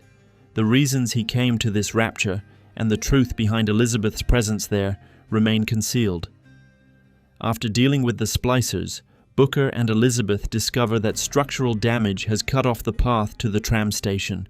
Water pours from a ruptured pipe nearby, and if they could freeze the torrent, it might form a bridge across the gap. Booker does not possess a freezing plasmid, however, so they decide to track down the splicer, who created a similar bridge earlier, take the plasmid from him, and use it to reach the other side. A nearby sign reveals that an ice skating rink is located several floors above them. Reasoning that the plasmid-wielding splicer may have taken refuge there, Booker and Elizabeth make their way upstairs, fighting through the increasingly dangerous inhabitants of the department store. They eventually reach the rink and eliminate the splicers inside, including the man who possessed the freezing ability. Behind the counter, they find a display advertising Old Man Winter, but the bottle is empty. The splicer has already consumed its contents. Elizabeth then opens a tear into another reality in which the bottle remains untouched. She encourages Booker to take it. DeWitt is astonished by her ability, but Elizabeth claims that the effect is merely the work of an unusual new plasmid. Booker accepts her explanation, drinks the contents of the bottle, and gains the power of Old Man Winter. They return to the ruptured pipe. Booker freezes the stream of water, forming a solid bridge to the tram. During the journey to Housewares, Booker explains how Sally entered his life. After Fontaine's orphanages were closed, many young girls were left without homes. Sally was among them. Booker began looking after her, and over time the child became attached to him. Yet DeWitt never abandoned his old habits. He continued to drink and gamble. One night, he brought Sally with him to a casino. While he was absorbed in a game of roulette, the girl disappeared. Now that there is reason to believe Sally may still be alive, Booker is determined to bring her home. Elizabeth assures him that this is precisely why she has chosen to help him. As soon as they arrive in Housewares, they see Sally fleeing from a splicer. The girl escapes into a ventilation shaft, while Booker deals with her pursuer. Once the danger has passed, he tries to persuade Sally to come out, but she refuses to leave the ducts. Elizabeth examines the ventilation system and devises a plan. They must seal every exit except one, then raise the temperature inside the ducts and force Sally towards the only remaining opening. Booker objects. The heat could seriously injure the child. Elizabeth insists that they have no other choice. If they fail to draw Sally out, one of the splicers will eventually find another way to reach her. Reluctantly, DeWitt agrees. Booker and Elizabeth move through Housewares, sealing the ventilation grills one by one while fighting the splicers infesting the building. Once every secondary opening has been closed, they reach the toy department, where the main ventilation outlet is located. All that remains is to force hot air through the system. They enter the room containing the store's heating controls. Elizabeth tells Booker to open the valve, but he hesitates, terrified that the heat will harm Sally. Unable to bring himself to do it, he asks Elizabeth to turn the valve instead. She opens it fully. They rush back into the corridor as scalding air surges through the ventilation shafts. Sally begins screaming in pain and calling for help. Booker runs to the final opening and begs her to trust him and come outside. When he finally sees the girl clearly, he realizes that Sally is no longer the child he remembers. She has been transformed into a little sister. Her conditioning prevents her from trusting Booker. She calls instead for the only protector she now recognizes, her Big Daddy. The armored guardian charges from the darkness and attacks. Booker narrowly avoids its drill before being drawn into a brutal battle. He expends everything he has, his ammunition, his weapons, and his plasmids, until the Big Daddy finally falls. With Sally's protector dead, Booker returns to the ventilation shaft.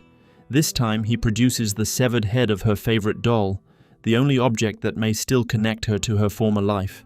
For a moment, Sally appears to recognize it. Then Booker's patience breaks. He seizes her arm and begins dragging her out by force. The contact triggers another violent memory. At last, the truth is revealed. The man who has been living as Booker DeWitt is not the Booker who rejected baptism. He is a version who accepted it and became Zachary Hale Comstock. The memory returns to the alley where Comstock attempted to take Anna from her true father. In this reality, however, DeWitt fought hard enough to prevent Comstock from pulling the child completely through the tear.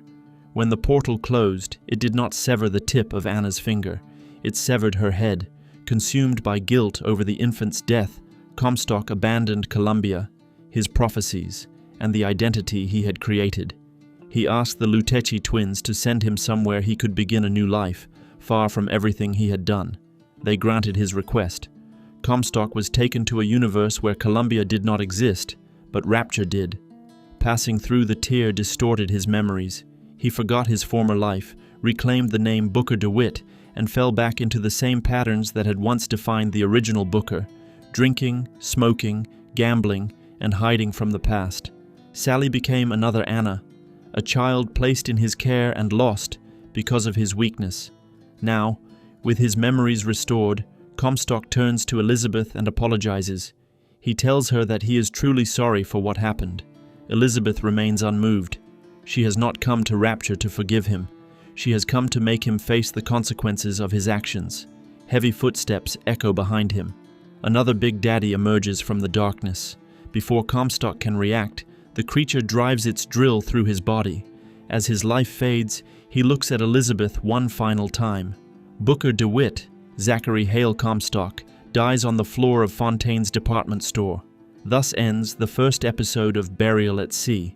The story then returns to Elizabeth, who becomes the protagonist for the remainder of the narrative. She finds herself sitting at an outdoor cafe beside the Seine in Paris. Sunlight falls across the streets, music fills the air, and Elizabeth appears to be living the peaceful life she once dreamed of. The people around her greet her warmly. Artists offer her paintings, strangers smile as she passes, and the entire city seems enchanted by her presence. A young boy dances through the street carrying a baguette, while every passerby welcomes Mademoiselle Elizabeth as though she were beloved by all of Paris. Even the birds appear to sing Edith Piaf's La Vie en Rose. For a brief moment, Elizabeth is surrounded by beauty, warmth, and tranquility. But the perfection of this world is only an illusion. As Elizabeth walks along the embankment, she notices a little girl holding a red balloon. She approaches and recognizes Sally. A sudden gust tears the balloon from the child's hands, and Sally runs after it. Elizabeth follows, desperate to speak to her. The bright Parisian sky darkens with unnatural speed. Heavy clouds gather above the city, and moments later, rain begins pouring over the streets. Elizabeth finally reaches the red balloon, but Sally is nowhere to be seen. Nearby stands a door identical to the entrance of Booker DeWitt's office. Elizabeth steps through it and finds herself facing a heating unit. Its temperature rises uncontrollably until the machinery begins to rupture beneath the strain. When Elizabeth turns around, she sees Sally again, but now the girl has become a little sister. The memories of Fontaine's department store return. Elizabeth begs Sally to leave, but she cannot silence her own guilt. She is forced to witness the child's suffering inside the ventilation system, surrounded by air heated almost beyond endurance. Elizabeth remembers how she used Sally to lure Comstock into her trap, and how she abandoned the girl once her revenge was complete. Overwhelmed by remorse, Elizabeth awakens in the toy department where the first episode ended. Comstock's body lies before her, killed by the Big Daddy. Nearby, a group of armed men are attempting to pull Sally from the ventilation shaft. One of them, a man named Lonnie, torments Elizabeth with a game of Russian roulette. Their leader soon arrives. It is Atlas. He orders Lonnie to stop prolonging the matter and put a bullet through Elizabeth's head. At the same time, one of Atlas's men succeeds in dragging Sally out of the duct. Elizabeth pleads with them to release the girl, but no one listens. Then she sees Booker. He is seated nearby with a guitar in his hands, although no one else appears able to see or hear him. The figure is not truly DeWitt, but a voice created by Elizabeth's mind, a fragment of the man she trusted, guiding her through fear and confusion. Booker gives her the words she needs. Following his prompting, Elizabeth tells Atlas that she can return him to Rapture.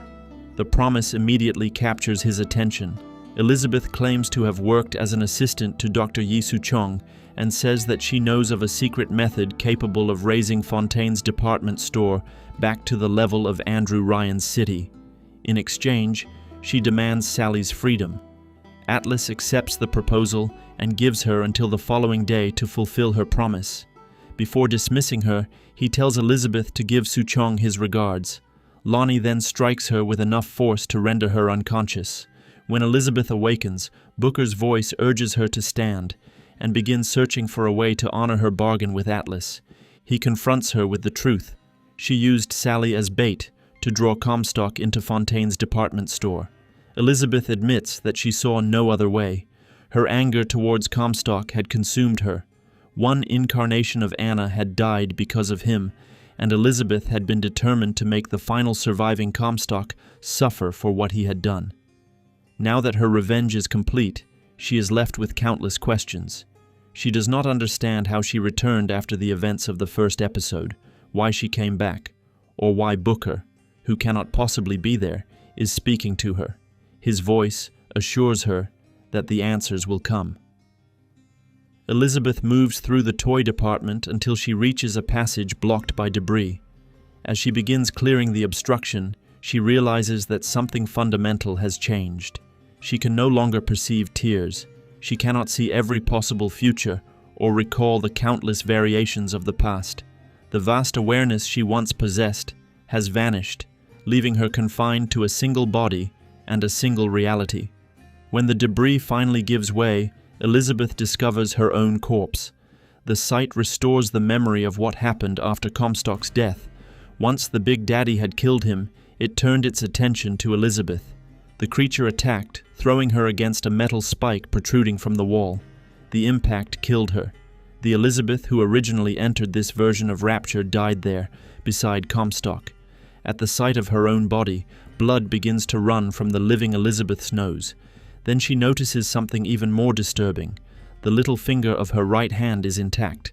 The missing portion of her finger had remained in another universe ever since the portal closed around it, when she was an infant. Existing simultaneously in more than one reality was what allowed Elizabeth to perceive the infinite doors between worlds.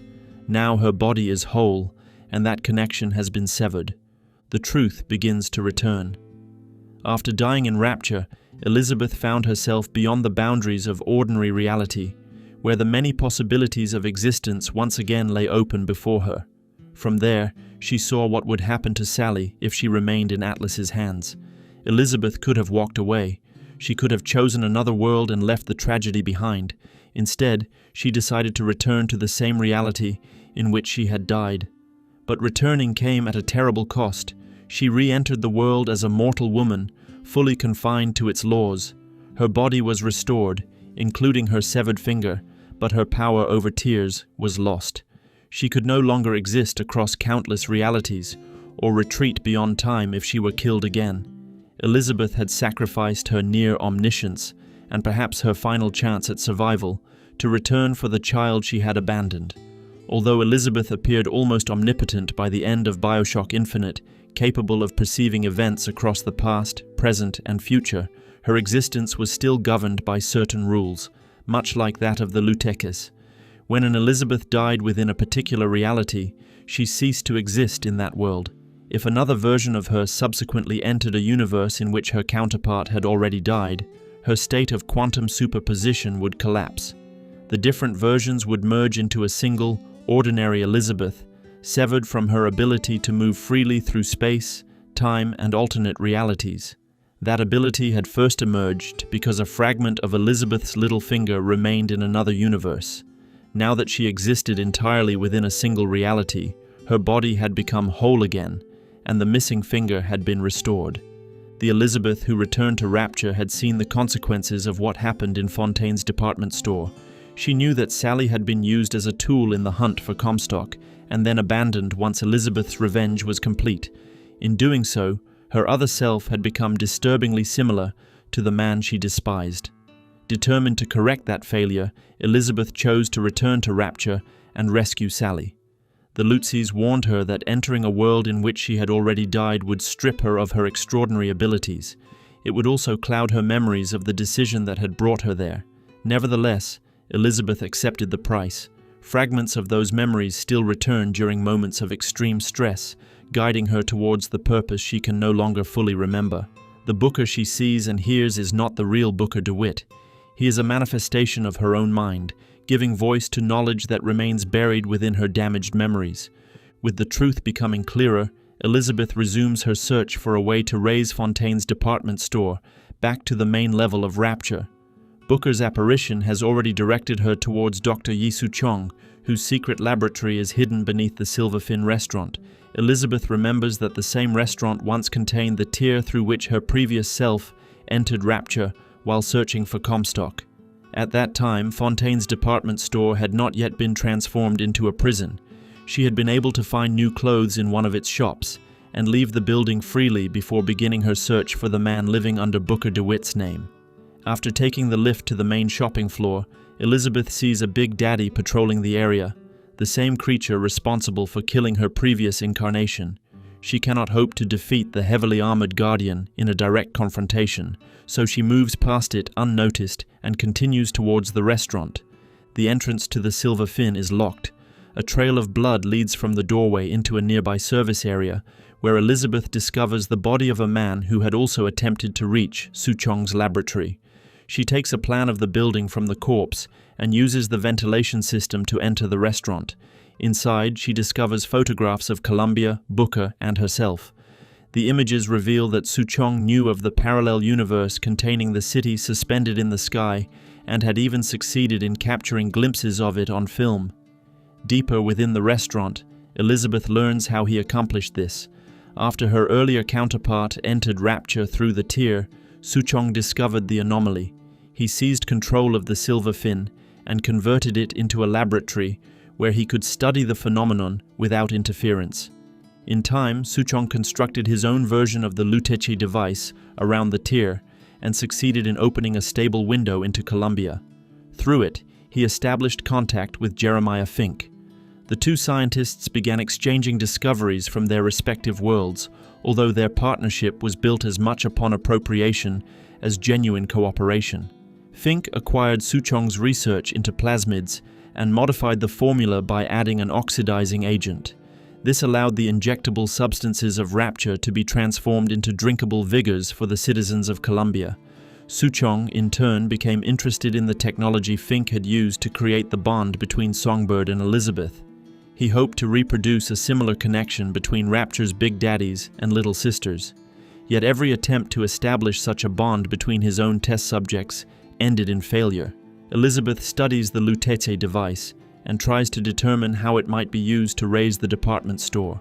With Booker's guidance, she remembers the Lutex particles, the same particles that allowed an entire city to remain suspended in the sky.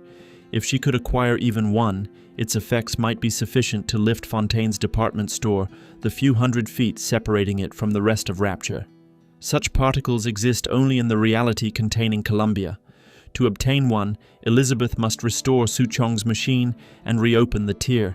The device has been damaged, forcing her to search the laboratory for repair instructions. She discovers a set of schematics encoded with a Visionaire cipher. During the years she spent imprisoned in Monument Tower, Elizabeth had read extensively and studied numerous forms of cryptography. She deciphers the instructions without difficulty. 3 components are required to repair the machine: a cathode tube, a CO2 scrubber, and a heatsink. A suitable cathode tube can be removed from a vending machine, while the scrubber can be recovered from a bathysphere designed for extended underwater journeys. Old Man Winter can serve as a substitute for the missing heatsink by cooling the device while it operates. Elizabeth contacts Atlas and asks whether his men possess a bottle of the plasmid. He directs her towards one of his gang's hideouts, where a supply of Old Man Winter is being stored, but warns her not to expect any further assistance. As Elizabeth prepares to leave the restaurant, Su-chong remotely activates a security system and traps her inside the laboratory. He accuses her of damaging his machine. Elizabeth convinces him that she intends to repair it.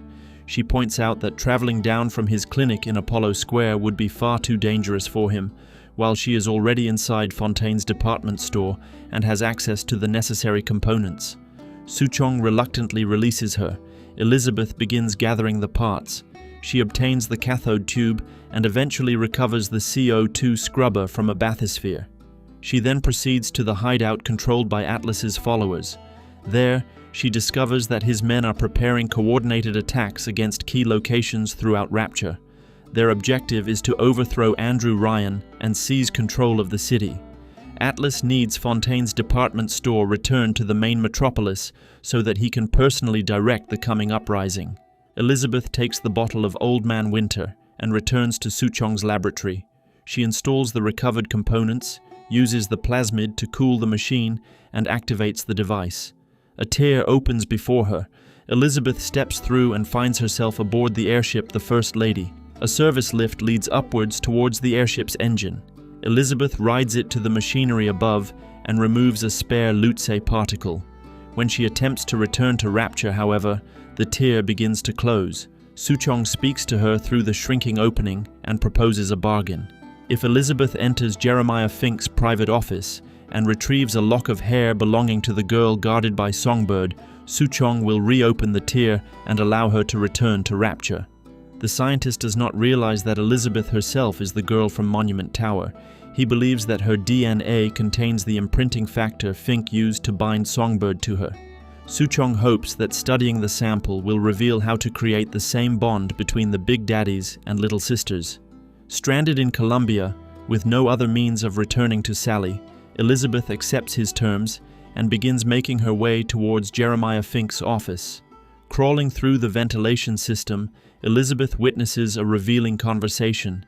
Daisy Fitzroy has already reached Jeremiah Fink and taken his young son hostage, but before confronting Booker and Elizabeth, she speaks with the Ludici twins. Their exchange reveals that Daisy knows about the existence of alternate realities and understands the part she must play in Comstock's downfall. The Ludicis have persuaded her that she must sacrifice herself to set the necessary chain of events in motion. Daisy never truly intended to murder Fink's child. The Ludicis instructed her only to threaten the boy, knowing that Elizabeth would intervene. By forcing the young woman to take a life, they intended to transform her from an innocent girl into someone capable of making the brutal decisions that awaited her. Elizabeth leaves the conversation behind and continues towards Jeremiah Fink's private quarters. At the center of the residence stands an elaborate clock-like mechanism.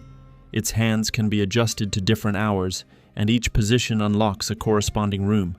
By the time Elizabeth arrives, the bedroom has already opened. Inside, she finds the key required to operate the mechanism. She can now move its hand freely and gain access to the remaining locked chambers. One of them contains Fink's private office and a voxophone recording. In it, Fink explains that obtaining the atom required to manufacture Vigors forced him to organize expensive underwater expeditions. To reduce production costs, he had begun considering a return to injectable plasmids, which could be produced far more efficiently than the drinkable formulas sold throughout Columbia. After opening the final door, Elizabeth enters a lift descending into Fink's laboratory. During the journey, she briefly glimpses events from her own past, Booker and her earlier self ascending towards Daisy Fitzroy in their attempt to reclaim the First Lady. Once inside the laboratory, Elizabeth begins searching for the requested lock of hair. The surrounding offices reveal that Fink spent years attempting to reproduce the process of imprinting, a permanent bond between two living subjects. He experimented on numerous animals, but like Suchong in Rapture, he repeatedly failed. In the final chamber, Elizabeth discovers a projector. When she activates it, the machine displays a recording of the moment the bond between Songbird and Elizabeth was first formed. The memory returns to her. When Elizabeth was still a child imprisoned in Monument Tower, Songbird was severely injured during a battle near the structure. The creature crashed into her chamber, its breathing apparatus damaged, and one of its vital tubes torn loose. Despite her fear, the young Elizabeth approached and reconnected the tube, saving Songbird's life. That simple act of compassion created the bond Fink and Suchong had tried so desperately to manufacture. Songbird became devoted to Elizabeth not because of genetic conditioning or psychological manipulation, but because she had saved him when he was helpless. Suchong remains unaware of the truth. He still believes that the answer lies somewhere within Elizabeth's biology. Elizabeth takes the sample of her own hair and begins making her way back towards the tier. By the time she returns through the factory, the battle has already ended. Daisy Fitzroy has killed Jeremiah Fink. Booker has fought his way through the Vox Populi, and Elizabeth's younger self has killed Daisy. Booker and the other Elizabeth have already departed aboard the First Lady, leaving the Tear behind. Suchong reopens the passage, allowing Elizabeth to return to Rapture. Once inside his laboratory, she places the hair sample into a pneumatic tube and sends it to the doctor. The lights abruptly fail. A few moments later, Andrew Ryan contacts her directly. He accuses Elizabeth of entering his city without invitation, and therefore brands her a thief who must be punished. Nevertheless, Ryan offers her an opportunity to atone by placing her talents at the service of Ryan Industries. Elizabeth refuses. Ryan responds by sending his forces into the Silver Fin. Armed men enhanced with plasmids storm Suchong's laboratory, forcing Elizabeth to fight her way through the assault. After surviving the attack, she contacts Atlas. He informs her that Ryan has ordered his men to purge Fontaine's department store of both splicers and Atlas's followers. A full-scale battle is now raging throughout the building. Elizabeth studies the department store's structural plans. The Lutece particle cannot simply be placed anywhere. If positioned incorrectly, it could tear through the building rather than lifting it. The only suitable location is the central junction of the store's supporting columns, situated inside Frank Fontaine's office on the top floor. Atlas tells her that his men have already seized the office, and that she will be permitted inside. Elizabeth makes her way through the violence consuming the department store, avoiding or eliminating both splicers and Ryan's soldiers. When she reaches the lift, she begins the ascent towards Fontaine's penthouse. Booker's apparition appears again and warns her that Atlas is unlikely to honor their bargain. During the ascent, Andrew Ryan contacts her once more. He reveals that he knows who she is and understands the nature of the abilities she once possessed. Ryan laments that a woman of such intelligence and potential is willing to throw her life away for the sake of a single child. Yet he makes no further attempt to dissuade her. Elizabeth reaches the penthouse and enters Fontaine's private office. There, she finds the point where the department store's primary support columns converge. She installs the Lutece particle. The effect is immediate. Fontaine's department store begins rising through the ocean, returning to the level of Rapture. Steel groans beneath the strain as the vast structure ascends from the depths. With her part of the agreement fulfilled, Elizabeth demands that Atlas release Sally. Atlas has no intention of keeping his word. His men seize Elizabeth from behind and press a chloroform-soaked cloth over her face. Her vision fades as the room disappears into darkness. She gradually regains consciousness, with a sack covering her head. Nearby, Atlas and Lonnie discuss the revolution that is about to engulf Rapture. Atlas orders his subordinate to interrogate Elizabeth and extract information about something he calls the ace in the hole. Elizabeth has no knowledge of any such thing. Lonnie injects her with sodium thiopental in an attempt to force the truth from her. The dosage is excessive, and Elizabeth slips into a coma. While unconscious, she experiences a succession of distorted visions, accompanied by radio reports from the Civil War, now raging across Rapture. The uprising began suddenly, and caught the city's inhabitants unprepared, but Atlas's forces are already losing ground. Despite the initial chaos, Ryan's men are beginning to suppress the rebellion, and Atlas appears destined for defeat. When Elizabeth finally awakens, 2 weeks have passed. Atlas stands before her, furious but still determined to obtain the same information.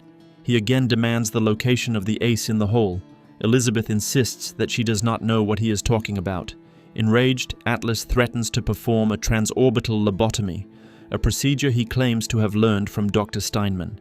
His men hold Elizabeth in place, while Atlas positions a surgical instrument against her eye socket. He explains that a single blow will drive it through the thin bone behind the eye and into her brain. The threat does nothing to restore her missing memories. Elizabeth instead points out the futility of his plan. If he destroys her mind, she will become incapable of telling him anything at all. Atlas changes his approach. His men wheel Sally into the room, bound to a medical trolley. This time, he threatens to perform the lobotomy on the child. The sight shatters Elizabeth's composure. Booker appears once more, guiding her through the fragments of knowledge buried inside her mind. Elizabeth cries out that she does not know where the ace is. She is no longer capable of opening tears or seeing beyond the boundaries of the present. She is merely an ordinary woman.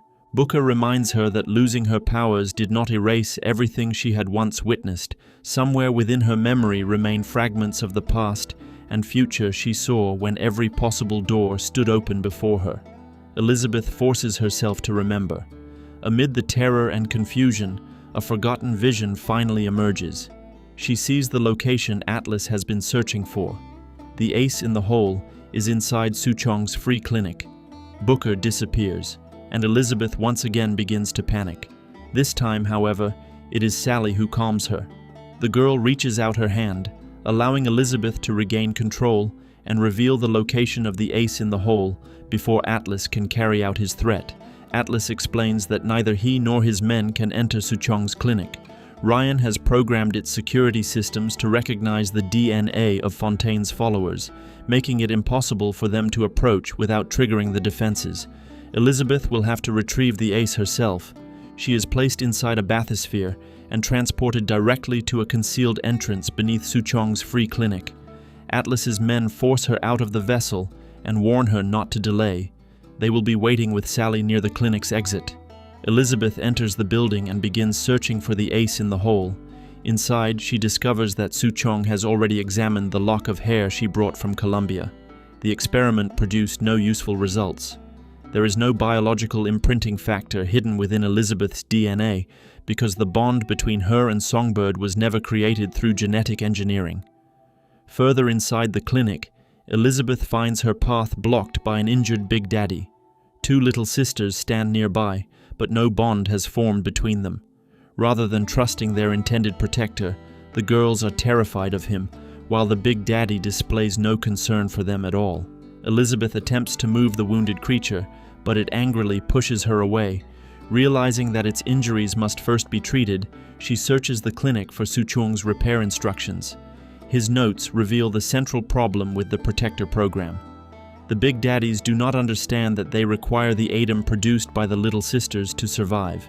Without that knowledge, there is nothing compelling them to remain close to the girls. Elizabeth approaches one of the little sisters and encourages her to share her ADAM with the injured Big Daddy. The effect is immediate. Once the girl heals him, the creature's behavior changes. The Big Daddy becomes calm and protective, while the little sisters lose their fear of him. At last, the bond Suchong had spent so long attempting to manufacture is formed, not through conditioning, genetic manipulation, or an inherent biological mechanism, but through an act of care performed when the protector was vulnerable. With the passage clear, Elizabeth continues deeper into the clinic. Along the way, she enters a room where Suchong and Brigid Tenenbaum once conducted experiments related to the mental conditioning of Jack. There she finds a message left by Tenenbaum after she began to regret her work. In it, she urges Suchong to end their inhuman experiments on the little sisters. Suchong's voice can be heard nearby as he bitterly reflects on his continued failure to establish the protector bond. Elizabeth opens a concealed doorway and sees the doctor inside his office, separated from her by a pane of glass. Suchong is recording his observations and considering new methods of creating the connection he seeks. Two little sisters enter the room and interrupt him. Unaware that the bond has already formed, Suchong loses his temper and strikes one of the girls. The Big Daddy standing beside them immediately becomes hostile. It seizes the doctor and drives its drill through his body, killing him against the operating table. Once Suchong is dead, the creature's aggression subsides. It turns back towards the little sisters and responds to them with unmistakable affection. Elizabeth approaches the doctor's body and retrieves an envelope containing the ace in the hole. The message inside has been encrypted with another Visionaire cipher. All that remains is to deliver it to Atlas. Elizabeth leaves Suchong's office through a breach in the wall. Atlas and his men are already waiting for her, with Sally still in their custody. Knowing that the encounter is unlikely to end peacefully, she nevertheless approaches them and hands over the envelope. Exhausted by everything she has endured, Elizabeth calls Atlas a fool and tells him to finish what he intends to do. Atlas accepts the invitation. He raises a pipe wrench and brings it down against her head. As Elizabeth falls, reality dissolves around her. She finds herself standing before a mirror inside the lavatory of an aeroplane. When she steps into the passenger cabin, she briefly sees Jack, the man whose arrival in Rapture will soon set the city's final destruction in motion. The vision fades, and Elizabeth once again sees Atlas examining the encrypted message. He cannot understand the Visionaire cipher. To him, Suchong's final secret is nothing more than a meaningless sequence of symbols. Atlas demands that Elizabeth decipher it. Her consciousness returns to the aeroplane. She sees Jack opening a gift from the people he believes to be his parents. Inside the box is a revolver, along with a written command containing the phrase that has controlled him since childhood. Elizabeth understands at last. The message in the ace in the hole reads, "Would you kindly?" She gives the phrase to Atlas. Fontaine immediately recognizes its significance. The mental conditioning Suchong placed inside Jack can now be activated. Atlas tells his followers that their mission has succeeded. Jack will be summoned back to Rapture, where he will become the weapon Fontaine needs to eliminate Andrew Ryan and seize control of the city. Having obtained everything he wanted, Atlas strikes Elizabeth with the wrench once more. As she lies dying, fragments of the future unfold before her. She sees Jack's aeroplane crash near the lighthouse and watches him descend into Rapture.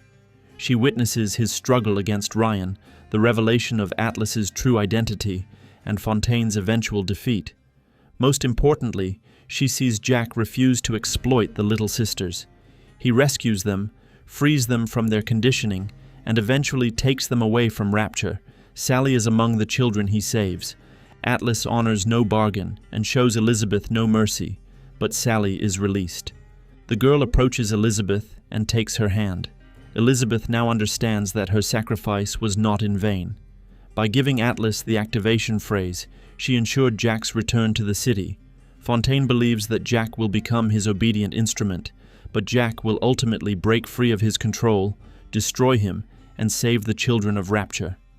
Knowing that Sally will survive, Elizabeth looks at the girl and smiles. Then she dies. The story begins in 1960. A man named Jack is traveling aboard a passenger plane over the Atlantic Ocean. He studies photographs of his family and a letter from his parents when the aircraft suddenly begins to shake. Moments later, the plane plunges into the ocean. Jack regains consciousness underwater. When he reaches the surface, he discovers that the wreckage has come down beside a mysterious lighthouse rising from the darkness of the Atlantic. With nowhere else to go, Jack swims towards the lighthouse and enters. Inside, beneath an enormous metal bust of an unknown man, he sees an inscription: "No gods or kings, only man." Descending to the lower level of the lighthouse, Jack discovers a small bathysphere waiting at the water's edge. He climbs inside and pulls the control lever. The door seals behind him, and the vessel begins its slow descent into the depths of the Atlantic. During the journey, a projection screen unfolds inside the cabin. A man named Andrew Ryan appears before Jack and explains the ideals behind his creation. Ryan believes that there is no place in the surface world where a truly exceptional individual can create, invent, and prosper without governments, religions, or social institutions claiming the fruits of his labor. For that reason, Andrew Ryan built a city of his own. He named it Rapture. The screen withdraws, revealing an extraordinary sight beyond the bathysphere's window, an immense city constructed on the ocean floor. Towering buildings rise through the darkness, illuminated by signs and scattered lights beneath the crushing weight of the sea. Yet as the bathysphere approaches the station, its radio intercepts a tense conversation between two men. Their words make it clear that Rapture is no longer the utopia it was meant to be. Upon reaching the terminal, Jack witnesses a deformed woman attack and murder one of the men outside the bathysphere. She then turns her attention towards him and attempts to tear open the vessel, but an electrical discharge forces her back. Instead of leaving, she disappears into the shadows above the station. The second man contacts Jack over the radio and introduces himself as Atlas. He promises to help Jack survive and offers to guide him through the ruined city. When Jack finally leaves the bathysphere, he finds the station in complete disarray. Luggage and debris lie scattered across the floor. The lights are broken, and the structures around him are falling apart. The mutated woman attacks again, but Rapture's security system detects her. An automated security bot opens fire and drives her away.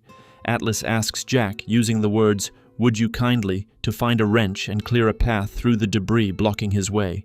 Jack retrieves the weapon, breaks through the obstruction and climbs the stairs.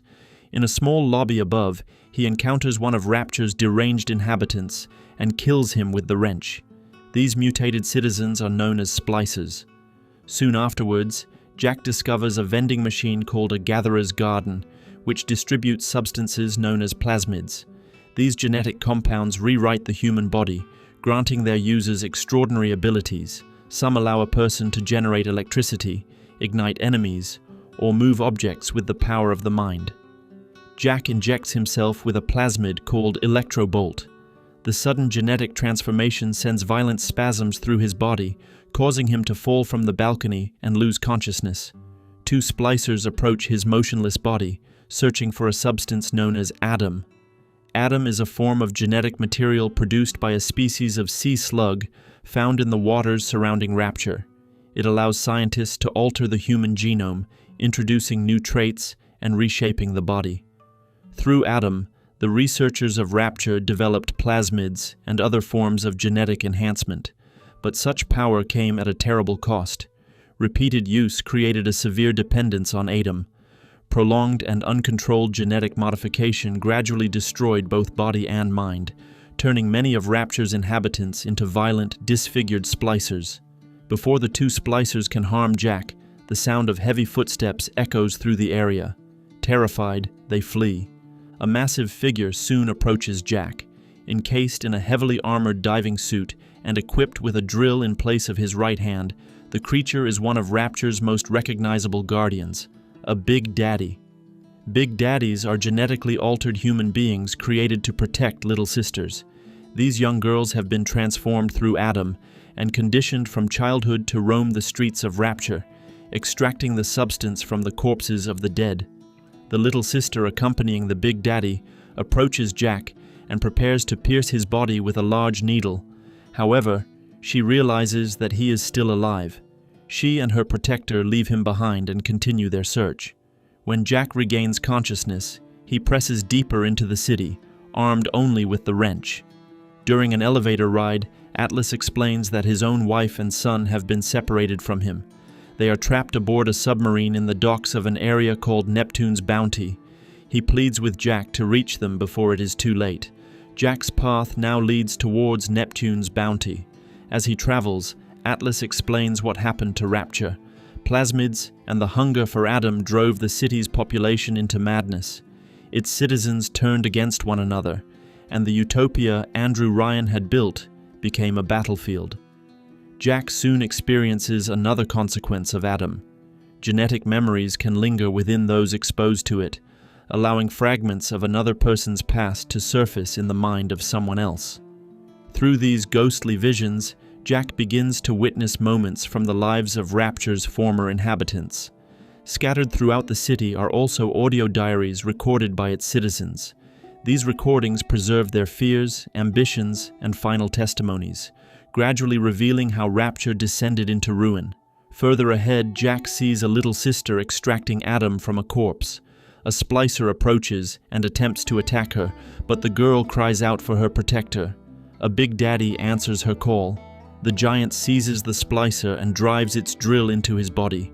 Once the threat has been eliminated, the Big Daddy and the little sister disappear into the decaying corridors of Rapture. Shaken by everything he has witnessed, Jack sets out for Neptune's Bounty. Before he can reach it, however, a security alert seals the entrance. After fighting off a group of approaching splicers, Jack follows Atlas's advice and heads towards the medical pavilion. From there, he should be able to reach another bathysphere that can carry him to Neptune's Bounty. Before Jack enters the pavilion, Andrew Ryan contacts him directly. The founder of Rapture believes that Jack is an agent sent by one of the surface governments. His message leaves little doubt that the intruder will find no welcome in Ryan's city. Splicers attack, but Jack manages to reach the airlock and enter the medical pavilion. Once inside, he discovers that the emergency access route has been locked. Atlas explains that the door can only be opened with a key carried by the head surgeon, Dr. J. S. Steinman. Even before Rapture's collapse, Steinman had been an obsessive and deeply disturbed man. After extensive exposure to Adam, he descended into complete madness. Convinced that the human body was merely imperfect material waiting to be reshaped, he began mutilating his patients in pursuit of an impossible standard of beauty. Jack finds Steinman in the surgical wing, but the doctor escapes and destroys the passage behind him. With the direct route blocked, Jack is forced to search the medical pavilion for another way into the surgery. During his exploration, he acquires 2 new plasmids: Incinerate, which allows him to generate fire, and Telekinesis, which enables him to seize and hurl objects with the power of his mind. The audio diaries scattered throughout the pavilion reveal the extent of Steinman's deterioration. His patients had begun leaving increasingly disturbing complaints. Obsessed with achieving physical perfection, the surgeon repeatedly disfigured the very people who had trusted him to help them. Andrew Ryan also makes his presence felt once again. He places a bounty on Jack's head, offering payment in Adam to anyone who kills him. With Rapture's splicers desperate for the substance, every deranged inhabitant of the city now has another reason to hunt the newcomer. Jack eventually returns to the surgical wing. Using telekinesis, he catches an explosive thrown by a splicer and hurls it into the debris blocking the passage. The blast clears the way into Steinman's operating theater. Inside, the doctor is cutting into another helpless victim. When he notices Jack, Steinman abandons his patient and attacks. Jack fights back and kills the deranged surgeon. After taking Steinman's key, Jack begins making his way towards the pavilion's exit. Along the way, he witnesses a splicer approaching a little sister, whose big daddy has already been killed. Before the splicer can reach the girl, a bullet strikes him. The shot was fired by a woman standing on a balcony above. Atlas identifies her as Dr. Bridget Tenenbaum, the geneticist whose research helped create the Little Sisters. Atlas urges Jack to harvest the girl, killing her and taking all the Adam within her body. Tenenbaum pleads with him to spare the child. She gives Jack a special plasmid capable of destroying the sea slug implanted inside a little sister, allowing the girl to return to a more human state. Jack chooses to rescue her. This decision establishes a pattern he will follow throughout his journey. Little sisters can be found across Rapture, each protected by a Big Daddy. To rescue one and recover a portion of her Adam, Jack must first defeat her heavily armored guardian. Eventually, Jack reaches the medical pavilion's exit, boards the bathysphere, and travels to Neptune's bounty. The new district reveals more of Rapture's history.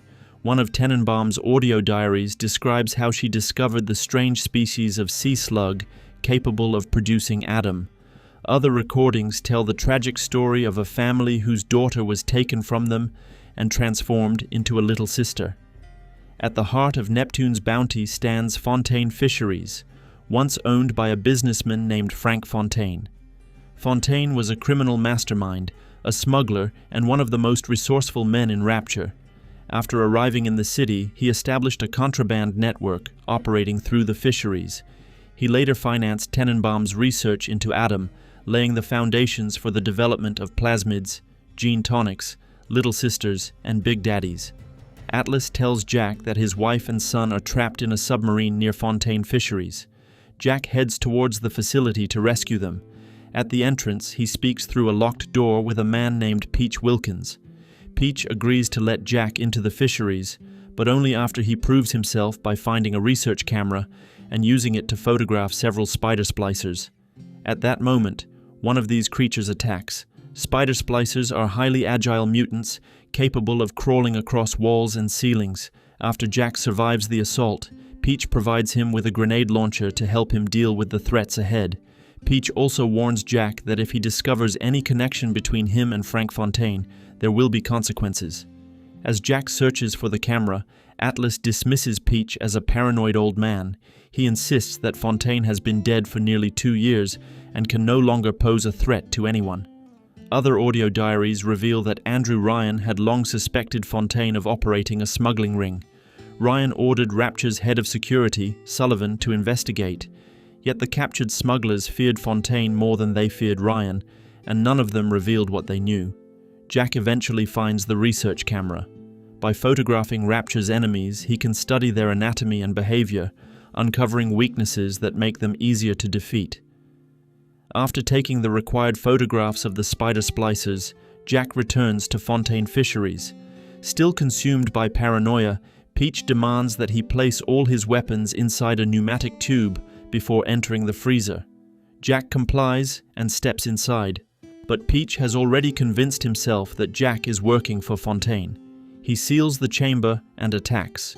With only his plasmids and wrench remaining, Jack fights back and kills the deranged smuggler.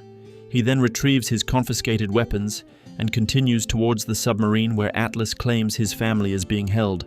When Jack reaches the control panel, Andrew Ryan contacts him with one final warning. If Jack activates the mechanism, Ryan says, the consequences will be catastrophic. Jack ignores the threat. He presses the button and opens the way for Atlas to reach the submarine. Atlas rushes to free his wife and son, but Ryan sends a group of splicers to stop him. Jack hurries to help, yet he arrives too late. Before his eyes, Ryan destroys the submarine containing Atlas's family. Overcome with grief, Atlas tells Jack to flee Neptune's bounty and make his way to Arcadia. Having lost everything, he asks Jack to reach Andrew Ryan and make him pay for what he has done. Arcadia is Rapture's vast botanical district. Its gardens and forests produce the oxygen that keeps the entire underwater city alive. Jack attempts to pass through Arcadia on his way to Rapture's metro system, but Ryan chooses a more insidious way to stop him. He releases a lethal chemical agent into the park, poisoning its trees and threatening to suffocate everyone in the city. Atlas urges Jack to find a way to save the forest. Without Arcadia's oxygen, survival at the bottom of the Atlantic will soon become impossible. Fortunately, the laboratory of Julie Langford lies nearby. Langford is the botanist who originally cultivated Arcadia's trees for Ryan. She believes she can reverse the damage, but first she needs a specimen of Rosa gallica. Following her instructions, Jack locates the rose and sends it to Langford through a pneumatic tube. She unlocks the laboratory, allowing him to enter her office. Andrew Ryan, however, has discovered their plan. He pumps poisonous gas through the ventilation system and seals Langford inside her office. The scientist suffocates, but with her final strength, she writes the combination to her safe on the glass wall. Inside, Jack discovers the formula for the Lazarus vector, a compound Langford developed to restore dead and dying plant life. To create it, Jack must search both Arcadia and the adjacent farmer's market for its ingredients.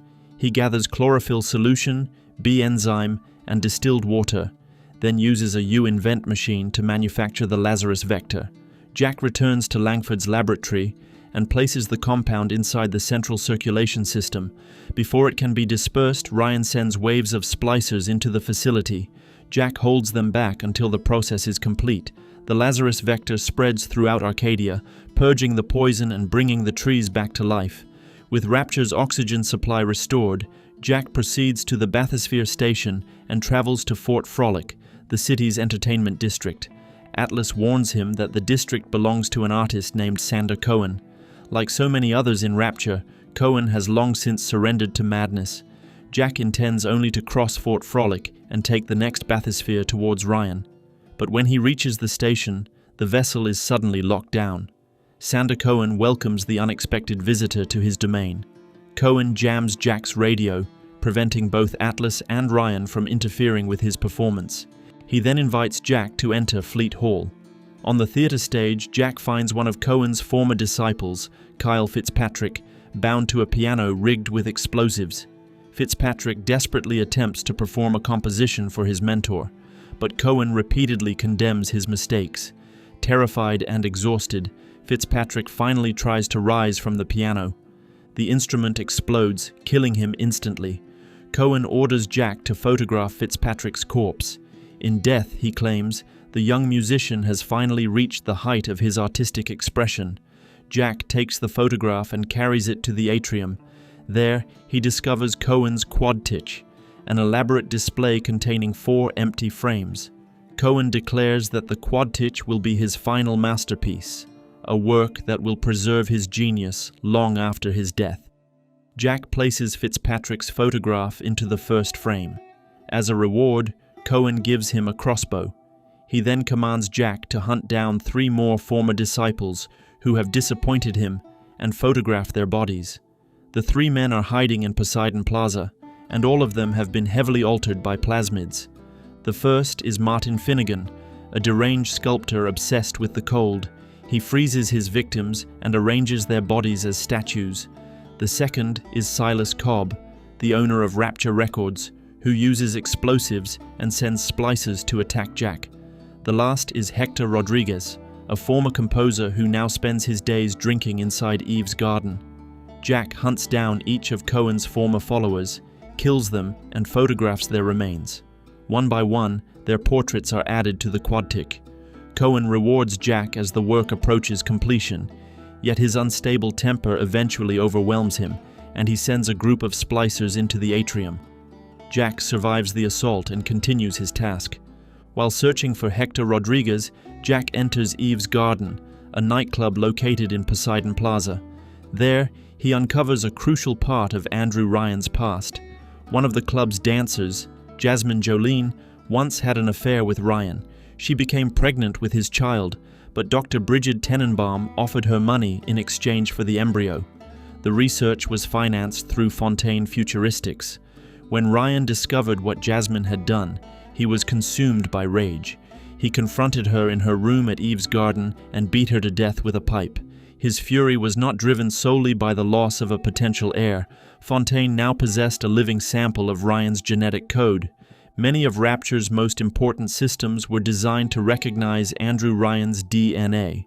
By obtaining the embryo, Fontaine had effectively acquired a key capable of bypassing the city's genetic security.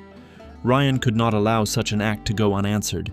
His conflict with Fontaine intensified, eventually culminating in the operation that supposedly ended with Frank Fontaine's death.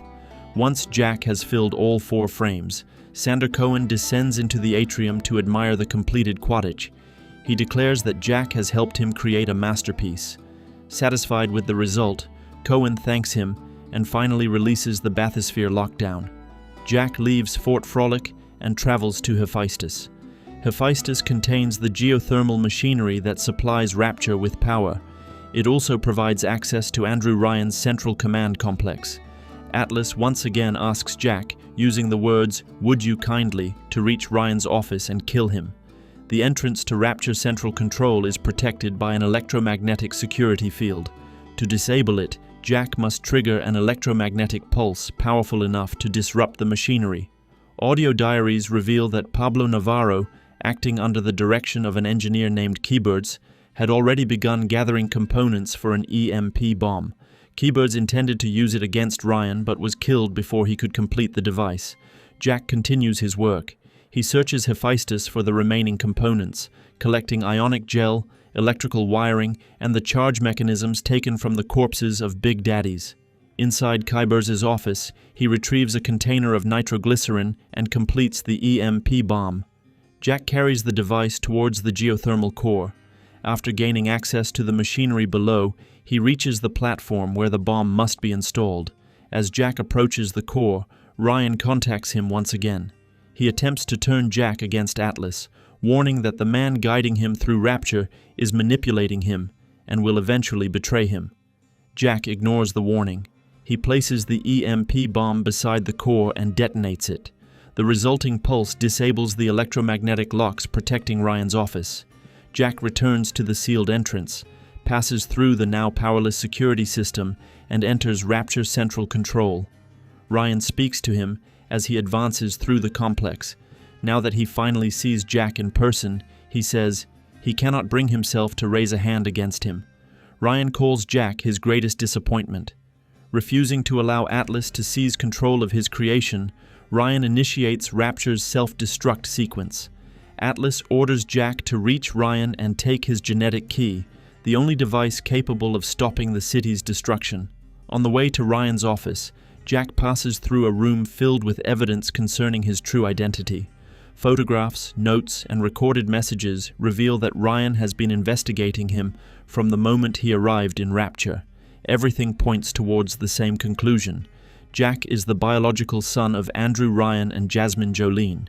Recordings left by Dr. Yi-Su Chong reveal what happened after Tenenbaum purchased Jasmine's unborn child. The embryo was subjected to experimental genetic conditioning and accelerated growth. Jack's body matured at an unnatural rate, allowing him to reach adulthood in only a few years. Although he possesses the body of a grown man, Jack is chronologically no more than 4 years old. Su-Chong also implanted a powerful behavioral trigger within his mind. Anyone could compel Jack to obey an instruction simply by preceding it with the phrase, "Would you kindly?" Atlas has been using those words from the very beginning. Jack finally enters Ryan's office and finds his father calmly playing golf. Ryan tells him that the memories of his childhood are false. There was no family farm, no peaceful home, and no loving parents waiting for him on the surface. Those memories were manufactured and placed inside his mind. The plane crash was no accident either. Jack received a package aboard the aircraft containing a revolver and written instructions. Under the influence of his conditioning, he hijacked the plane and deliberately crashed it near the coordinates of Rapture's lighthouse. Ryan opens the door and demonstrates the full power of Jack's conditioning. "Stop. Would you kindly?" Jack freezes. "Sit. Would you kindly?" He obeys. Ryan forces him to move and stop at command, proving that Jack has never been acting of his own free will. He then places a golf club in Jack's hands. Ryan refuses to surrender his city to Atlas, but he is equally determined to die according to his own principles. If Jack is truly nothing more than an obedient slave, Ryan will force him to prove it. "A man chooses," Ryan says. "A slave obeys." He orders Jack to kill him. Unable to resist the command embedded within his mind, Jack raises the golf club and strikes his father. Ryan repeats his final words as blow after blow falls upon him. "A man chooses.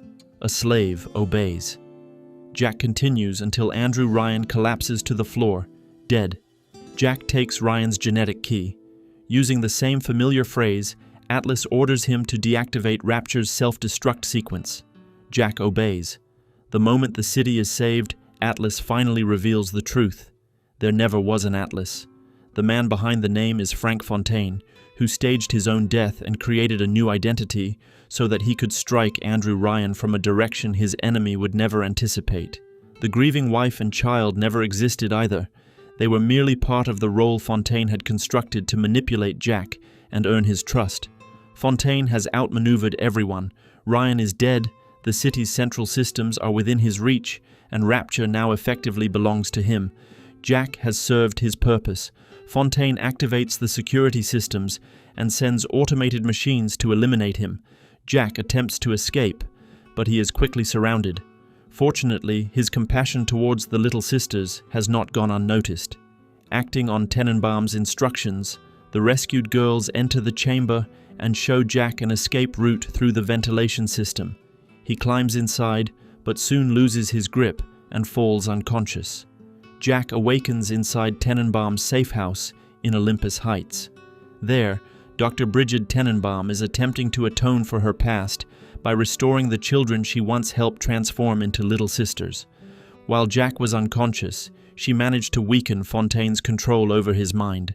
The words, "Would you kindly," no longer possess their former power. The conditioning, however, has not been removed completely. Fontaine can still activate other commands implanted within Jack. To free him entirely, Tenenbaum sends Jack to search the apartment of Dr. Yi-Su Chong, the scientist responsible for his mental conditioning. Fontaine contacts Jack along the way and orders him to find the nearest Big Daddy and allow it to kill him. When he realizes that "Would you kindly" no longer works, Fontaine activates another command, Code Yellow. The phrase triggers a genetic failsafe within Jack's body, gradually reducing his physical strength and maximum health. Jack reaches Su-Chong's apartment in Mercury Suites and discovers an audio diary describing Fontaine's fear that the conditioning might one day be used against him. To protect himself, Fontaine ordered Su-Chong to develop an antidote capable of breaking the mental control. Su-Chong named the compound Lot 192. Tenenbaum remembers stealing a vial of the substance while she was still working with Su-Chong, though at the time she did not know what it was designed to do. She tells Jack to search her former apartment. When he arrives, he finds the luxurious residence completely ransacked by splicers. Tenenbaum concludes that the missing vial may have been taken to Fontaine's apartment. The elevator leading to Fontaine's penthouse is protected by a numerical lock. Nearby, Jack discovers the body of a paparazzo who had been following Fontaine. His audio diaries contain the code needed to activate the elevator. Jack ascends to the penthouse, fights his way through its guards and security systems, and enters Fontaine's private residence. There, another recording reveals Fontaine's understanding of the fatal weakness at the heart of Andrew Ryan's dream. Ryan gathered the world's most gifted, ambitious, and capable people in Rapture, promising them a place where they could work without censorship, government interference, or social restraint. But a city could not survive on artists, scientists, and industrialists alone. Someone still had to maintain the machinery, clean the streets, and perform the work that Ryan's chosen elite considered beneath them. The laborers who built Rapture were given no meaningful place within the society they had created. Fontaine understood this resentment and exploited it. He established Fontaine's Home for the Poor, providing food, shelter, and assistance to the city's desperate and impoverished citizens. In return, he earned their absolute loyalty. By presenting himself as their protector, Fontaine built an army among the very people Ryan had chosen to ignore. Jack was the final element of his plan, a genetically engineered weapon capable of passing Ryan's security and obeying Fontaine's every command. Inside the penthouse, Jack finds a dose of Lot 192 and injects himself. His lost strength immediately begins to return, but the dose is insufficient to remove his conditioning completely. It also produces an unexpected side effect. Jack loses control over his plasmids. At unpredictable intervals, his active ability changes without warning, leaving him unable to select the power he needs. Tenenbaum concludes that another dose should exist in Suchong's free clinic in Apollo Square. Jack travels there and discovers the scientist's corpse, pinned to a table by the drill of a Big Daddy. An audio diary reveals how Suchong died. While researching the bond between Big Daddies and Little Sisters, he struck one of the girls in frustration. Her protector immediately responded, driving its drill through Suchong's body and killing him. Jack searches the clinic and discovers a second vial of Lot 192. After injecting it, he regains full control over his plasmids, restores his physical strength, and finally breaks the remaining hold Fontaine has over him. Jack is free. Tenenbaum directs him towards Point Prometheus, where Fontaine has taken refuge. Fontaine soon contacts Jack as well, inviting him to settle their conflict face to face. Jack boards a bathysphere and travels to Point Prometheus. Fontaine retreats as soon as Jack arrives, fleeing into the proving grounds and sealing the entrance behind him. Tenenbaum explains that the door can only be opened by a little sister. However, the girls have been conditioned to follow Big Daddies, and Jack does not yet resemble one of their protectors closely enough. To gain their trust, he must disguise himself as a Big Daddy. Jack begins searching Point Prometheus for the necessary equipment.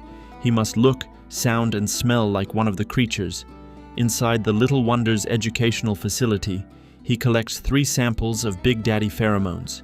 The scent will convince the Little Sisters that he is one of their guardians. In optimized eugenics, Jack finds a voice box modification machine.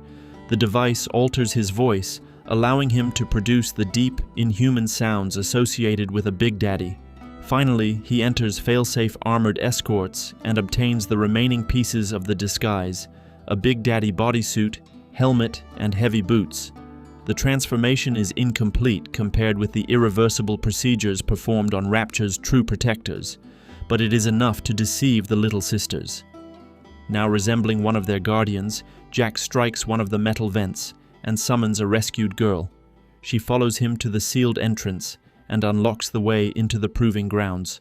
Although Tenenbaum has removed the atom-producing sea slugs from the rescued children, years of conditioning still compel them to search for the substance. As Jack escorts the little sister through the facility, she repeatedly stops beside specially prepared corpses to extract Adam. Each gathering attracts waves of splicers. Jack must defend the girl as she works, protecting her just as a true Big Daddy would. Together, they advance through the proving grounds until the little sister opens the final door leading to Fontaine. Before the confrontation, Jack enters a chamber stocked with weapons, ammunition, and medical supplies. The little sister gives him the extraction needle she once used to gather Adam from corpses. Jack will need it to weaken Fontaine. He enters the elevator and ascends to the top of the building. There, he finds Frank Fontaine transformed almost beyond recognition. Fontaine has injected himself with vast quantities of Adam, reshaping his body into a towering mass of muscle and unstable genetic power. He intends to destroy Jack with the very substance that brought Rapture to ruin. Jack survives his attacks, brings him down and drains the last of his stolen power. Severely weakened, Fontaine manages to knock Jack to the floor. Certain of his victory, he prepares to deliver the final blow. But he has forgotten the little sisters. The rescued girls surround him. Before Fontaine can defend himself, they leap upon him and repeatedly drive their extraction needles into his body. Fontaine struggles, but there is no strength left within him. The little sisters drain the remaining Adam from his body and kill him. With Fontaine dead, one of the girls approaches Jack and offers him the genetic key to Rapture. The city and all its power could now belong to him. Jack refuses. Instead of taking the key, he takes the little sister's hand. Jack and the rescued girls leave Rapture aboard a bathysphere and return to the surface. He gives them the life that had been stolen from them. They grow up free from the laboratories, conditioning, and horrors of the underwater city. They receive an education, begin lives of their own, and eventually build families. Yet they never forget the man who rescued them. Years later, as Jack lies dying, the women gather around his bed and hold his hand. They remain with him until his final moments, surrounding him with the love of the family he had never truly possessed. Jack was created as a weapon, given false memories, and sent to Rapture as an obedient slave. But through his own choices, he became something more. In saving the little sisters, Jack finally found a family of his own. The game opens with a cinematic set in 1958, 2 years before the events of the original Bioshock. The protagonist is a big daddy known as Subject Delta. He summons a little sister from a ventilation shaft, and the girl immediately displays a deep affection for her protector. Her name is Eleanor. Like the other little sisters, Eleanor has been conditioned to harvest Adam from the bodies of Rapture's dead. After detecting its presence nearby, she leads Delta through the city. Once she has extracted Adam from one corpse, Eleanor senses another source and eagerly hurries onward, while Delta follows close behind. They pass a gathering attended by members of Rapture's upper class, but the apparent calm is suddenly broken by Eleanor's cry for help. Delta rushes toward the sound and finds several splicers attacking her. He leaps from a balcony onto one of them, only to be struck by an electrical discharge from their leader. While Delta is stunned, another splicer attacks him with a length of pipe. The weapon proves useless against the armored giant, and Delta swiftly kills his assailant with his drill. After dealing with the remaining attackers, he charges at their leader, but the man evades the blow and uses the hypnotized Big Daddy plasmid against him. Delta loses control of his body and becomes completely immobilized. A blonde woman approaches and reveals that Eleanor is her daughter.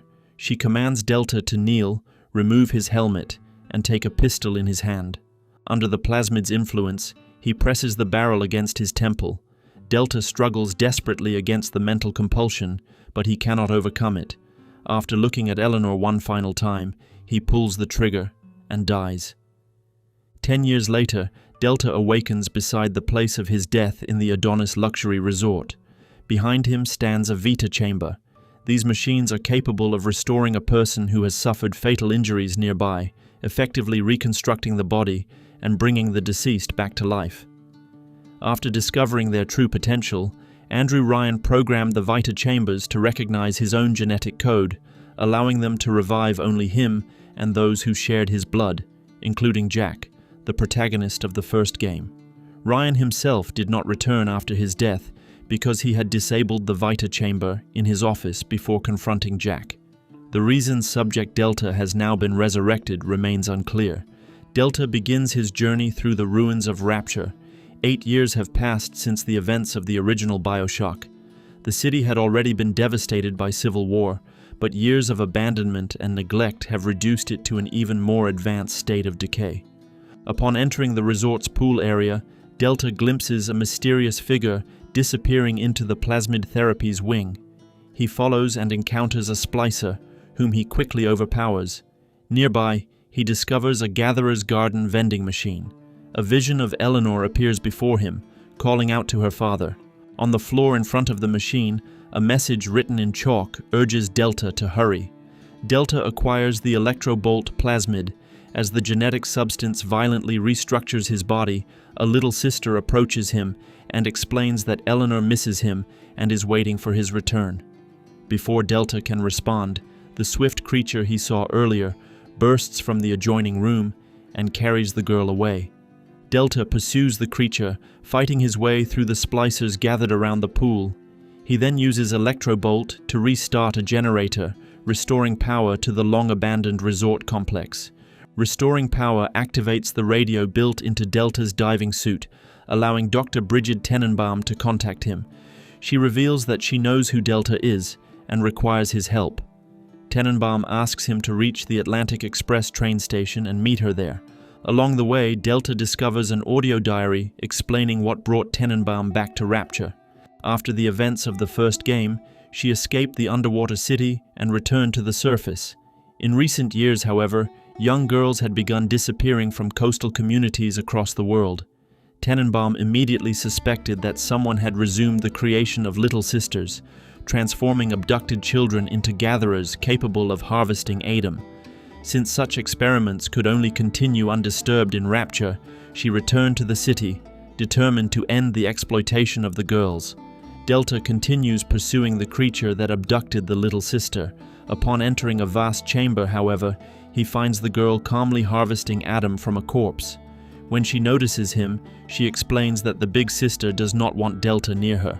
Moments later, the big sister herself appears and attacks. After a fierce struggle, Delta manages to drive her back. The big sister retreats, but he follows her deeper into the resort. She leads him into a trap and shatters one of the reinforced windows, allowing the ocean to flood the chamber. The Adonis luxury resort begins to collapse beneath the rushing water, but Delta's deep-sea diving suit protects him from the crushing depths outside Rapture.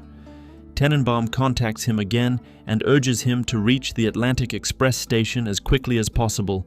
Fortunately, it lies nearby. As Delta crosses the ocean floor, he passes part of the wreckage of the aircraft that once carried Jack to Rapture. Farther ahead, the decaying city rises from the darkness, its towers glowing faintly beyond the water. Delta reaches the station and notices that the big sister has followed him.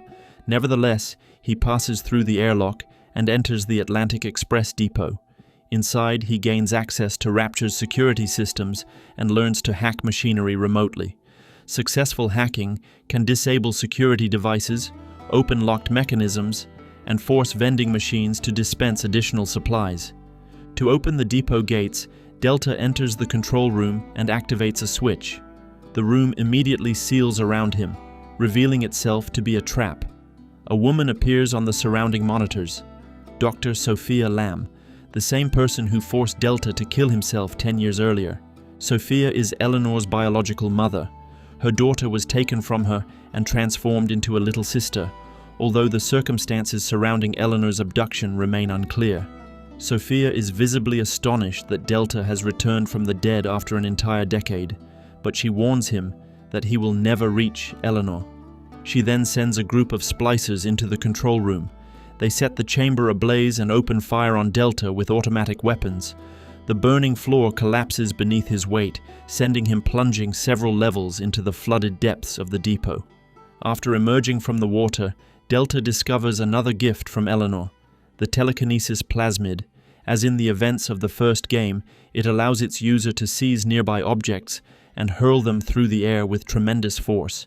While exploring the depot, Delta begins uncovering the history of Sophia Lamb. Before coming to Rapture, Sophia was a highly accomplished psychiatrist.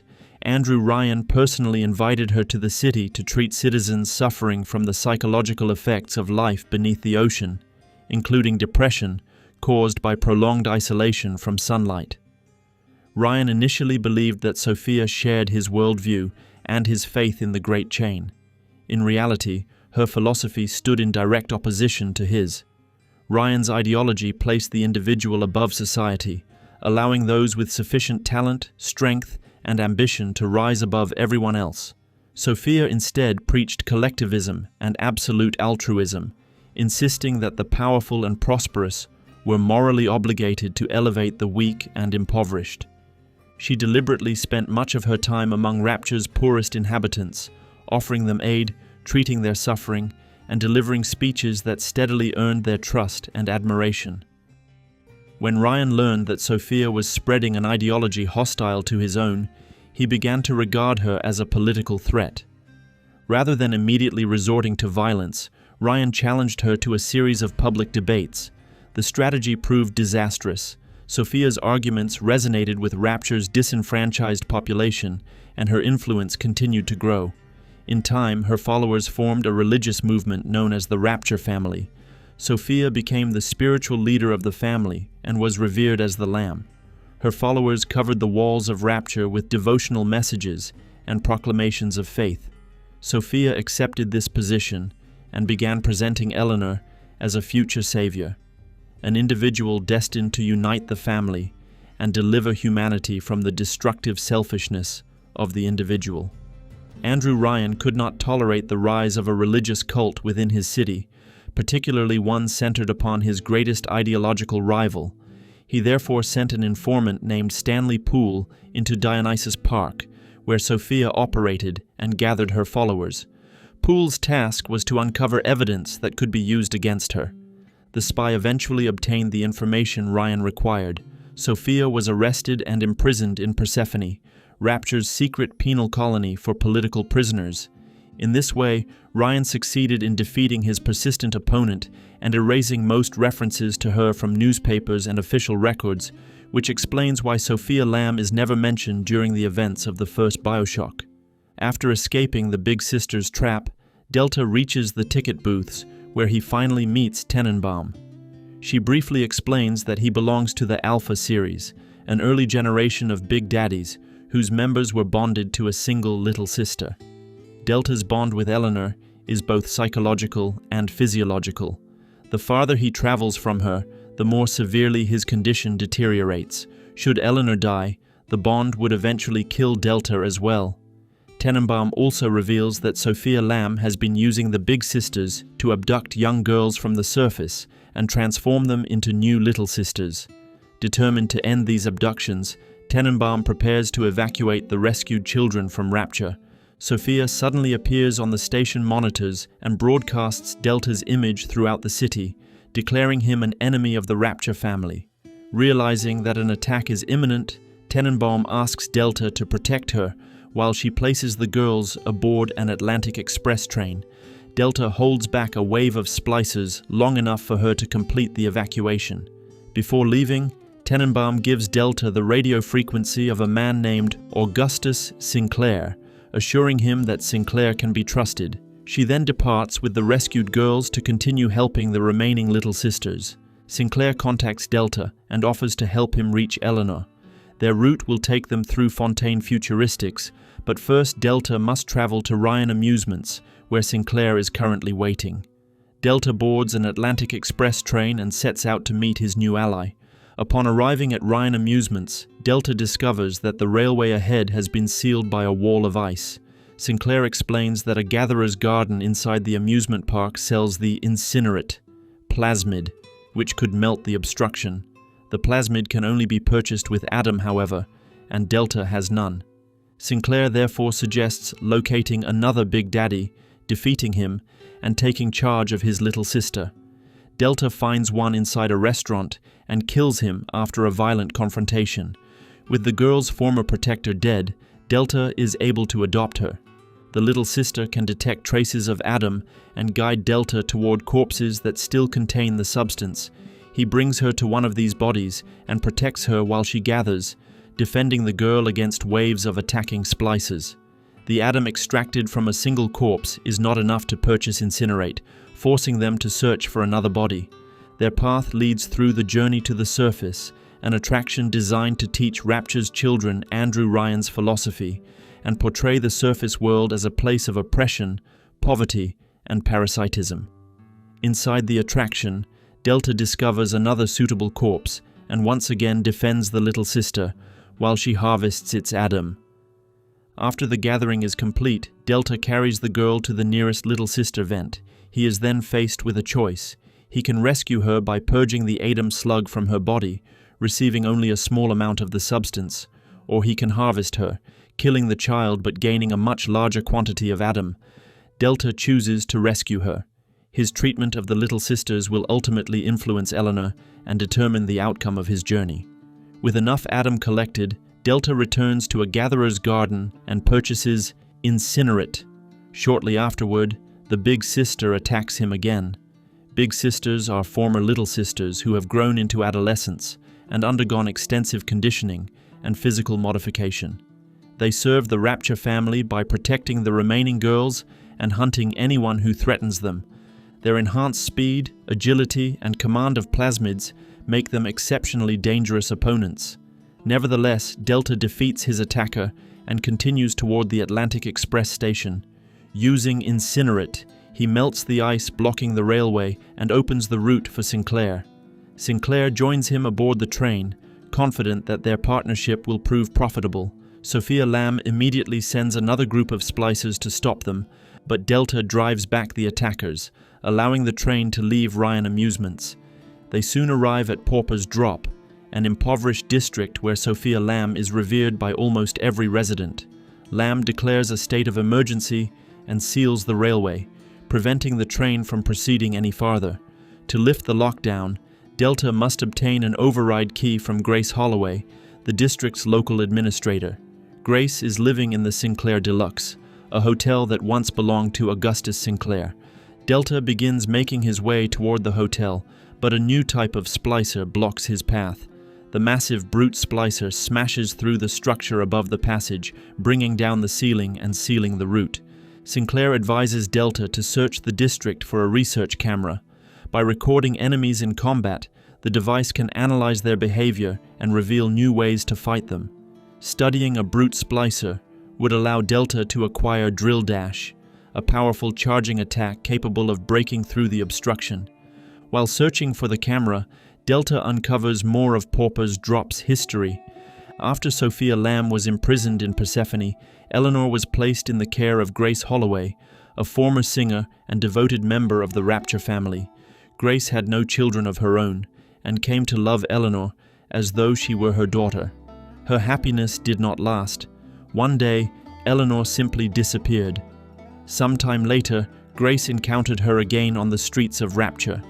By then, the child had already been transformed into a little sister and was accompanied by Subject Delta. Grace attempted to embrace Eleanor, but Delta's protective conditioning interpreted her actions as a threat. He struck Grace with such force that her jaw was shattered. From that moment onward, Grace regarded Delta as a monster who had taken Eleanor from her and mutilated anyone who tried to help the child. Delta also discovers several audio diaries concerning Augustus Sinclair. They reveal that Sinclair built much of his fortune by exploiting desperate workers and taking advantage of Rapture's poorest citizens. He was the owner of Sinclair Solutions, a company that carried out questionable work for powerful clients who preferred not to become personally involved, including Andrew Ryan. These discoveries suggest that Sinclair has motives of his own. His assistance is not entirely selfless. For the moment, his interests simply coincide with Delta's. Grace makes every effort to stop Delta, sending members of the Rapture family to attack him. The fanatics prove unable to halt the Big Daddy. Delta eventually finds the research camera and uses it to study a brute splicer, learning the Drill Dash ability from its attacks. He then returns to the Sinclair Deluxe and smashes through the debris blocking the way. After passing through the hotel's ruined corridors, Delta reaches Grace's quarters, which still contain the remains of Eleanor's childhood bedroom. He discovers a concealed passage inside a wardrobe and descends into Grace's private shelter. Grace reminds Delta of the day he shattered her jaw and accuses him of abducting Eleanor. She then opens the door to her room, leaving herself entirely at his mercy. Delta could kill her in retaliation or simply take the override key and leave. He chooses to spare her. Sinclair immediately expresses his respect for Delta's restraint. Grace herself later admits that a true monster would never have shown such mercy, and realizes that there is still humanity within him. In gratitude, she helps Delta return to the station, warning him about the ambushes prepared by the Rapture family. Delta uses the override key to reopen the railway. Just as he and Sinclair appear ready to continue their journey toward Eleanor, a torpedo strikes their train. The attack was launched by Simon Wales, one of the Rapture family's most devoted followers. The impact throws Delta from the train and into the ocean, while Sinclair remains trapped inside as the damaged carriage reaches the next station. When Delta regains consciousness, Sinclair informs him that the train has stopped in Dionysus Park, which remains completely flooded. The air inside the carriage is rapidly running out, forcing Delta to reach the pumping station and drain the park before Sinclair suffocates. The route leads through Siren Alley, a district originally inhabited by the builders, engineers, and architects responsible for constructing Rapture. Over time, however, the area descended into poverty and vice. Much of the district's criminal activity came under the control of Simon's brother, Daniel Wales. Simon followed a very different path. Intensely religious, he became known as Father Wales within the Rapture family. He and his congregation occupied the pumping station, transforming it into a church dedicated to Sophia Lamb's teachings. Delta cannot enter the station immediately because its main door is protected by a numerical lock.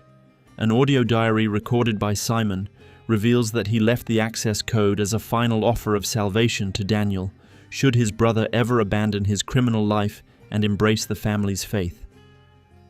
Delta travels to Daniel's establishment and confronts him. After killing Daniel, he retrieves an audio diary from the body and learns the code to the pumping station. When Delta enters it, Sophia Lamb electrifies the chamber and causes the door mechanism to fail. Upon learning of his brother's death, Father Wales sends his followers to kill Delta. The Big Daddy is forced to hold them back until the emergency power system restores access to the next section. Delta proceeds into the pumping station and enters Father Wales's makeshift church. After fighting through the congregation, he confronts Simon himself. Delta kills him and takes the key required to operate the pumping controls. By this point, Sinclair is already struggling to breathe and urges Delta to drain Dionysus Park as quickly as possible. Delta activates the pumps, but Lamb interferes once again, deliberately overloading the system. Water begins surging through the station, threatening to flood Siren Alley. Delta races back through the district as it fills with water and reaches the airlock leading into Dionysus Park. He passes through it just before the flooding overwhelms the surrounding area. Dionysus Park once served as the center of Sophia Lamb's work in Rapture. There, she conducted her social and psychological experiments and spread her collectivist philosophy among the city's inhabitants.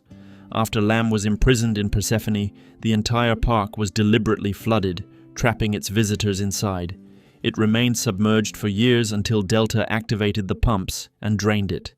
Sinclair asks Delta to reach the station so they can continue their journey. The path will not be easy, however. Lamb orders the Rapture family to enter the newly drained park and destroy him. Before long, Sinclair reports that he has found another train. The route remains locked because a man has barricaded himself inside the security booth and refuses to open the station. When Delta arrives, he discovers that the man is Stanley Poole. Stanley proposes a bargain. 3 little sisters are currently gathering Adam throughout Dionysus Park. If Delta removes all 3 of them from the area, Stanley will unlock the station and allow the train to depart. Stanley's concern is not the girls themselves, but the Adam they collect. The substance retains fragments of the memories belonging to the people from whose bodies it was harvested. As the little sisters are gathering Adam for Sophia Lamb, there is a risk that she will eventually gain access to memories containing information Stanley desperately wants to conceal. With no other way to open the station, Delta agrees and begins searching for the little sisters. He defeats their big daddies, adopts the girls, and protects them while they gather Adam from the corpses scattered throughout the park. As Delta rescues the first little sister, Eleanor contacts him and begins revealing Stanley's past. After Sophia Lamb was arrested, Stanley was left in control of Dionysus Park. With access to its wealth and authority, He turned the park into a place of uncontrolled indulgence, hosting extravagant gatherings fueled by plasmids, alcohol, and entertainment. Unaware that Delta is gradually uncovering his crimes, Stanley also reveals what he knows about the Big Daddy's former life. Before becoming Subject Delta, he was an explorer who discovered Rapture entirely by accident. He descended through the ocean in a diving bell and found the hidden city beneath the Atlantic. The people of Rapture welcomed him as a curiosity and gave him the nickname Johnny Topside. His arrival made him a local celebrity, and Stanley, then a journalist for the Rapture Tribune, published an article about him. When Andrew Ryan read the story, he became convinced that Johnny might eventually return to the surface and reveal Rapture's existence to the outside world. Ryan accused him of being an agent working for a foreign intelligence service and had him imprisoned in Persephone. There, Johnny Topside was stripped of his identity and subjected to the experiments that transformed him into an Alpha Series Big Daddy. He ceased to be a man and became Subject Delta. Stanley's article had drawn Ryan's attention to Johnny and indirectly set the events of his transformation in motion. Andrew Ryan also punished Stanley for publicizing the story of Johnny Topside. He gave the journalist a choice: either spy on Sophia Lamb or join the political prisoners confined within Persephone.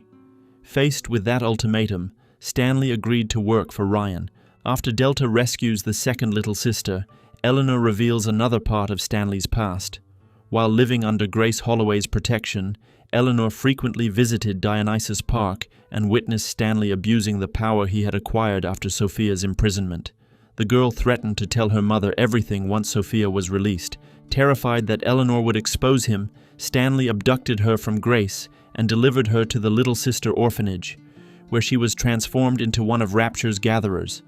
By condemning Eleanor to that fate, he ensured that she could no longer reveal his crimes. Once the third little sister has been rescued, Eleanor discloses Stanley's final secret. He was responsible for flooding Dionysus Park and killing everyone trapped inside.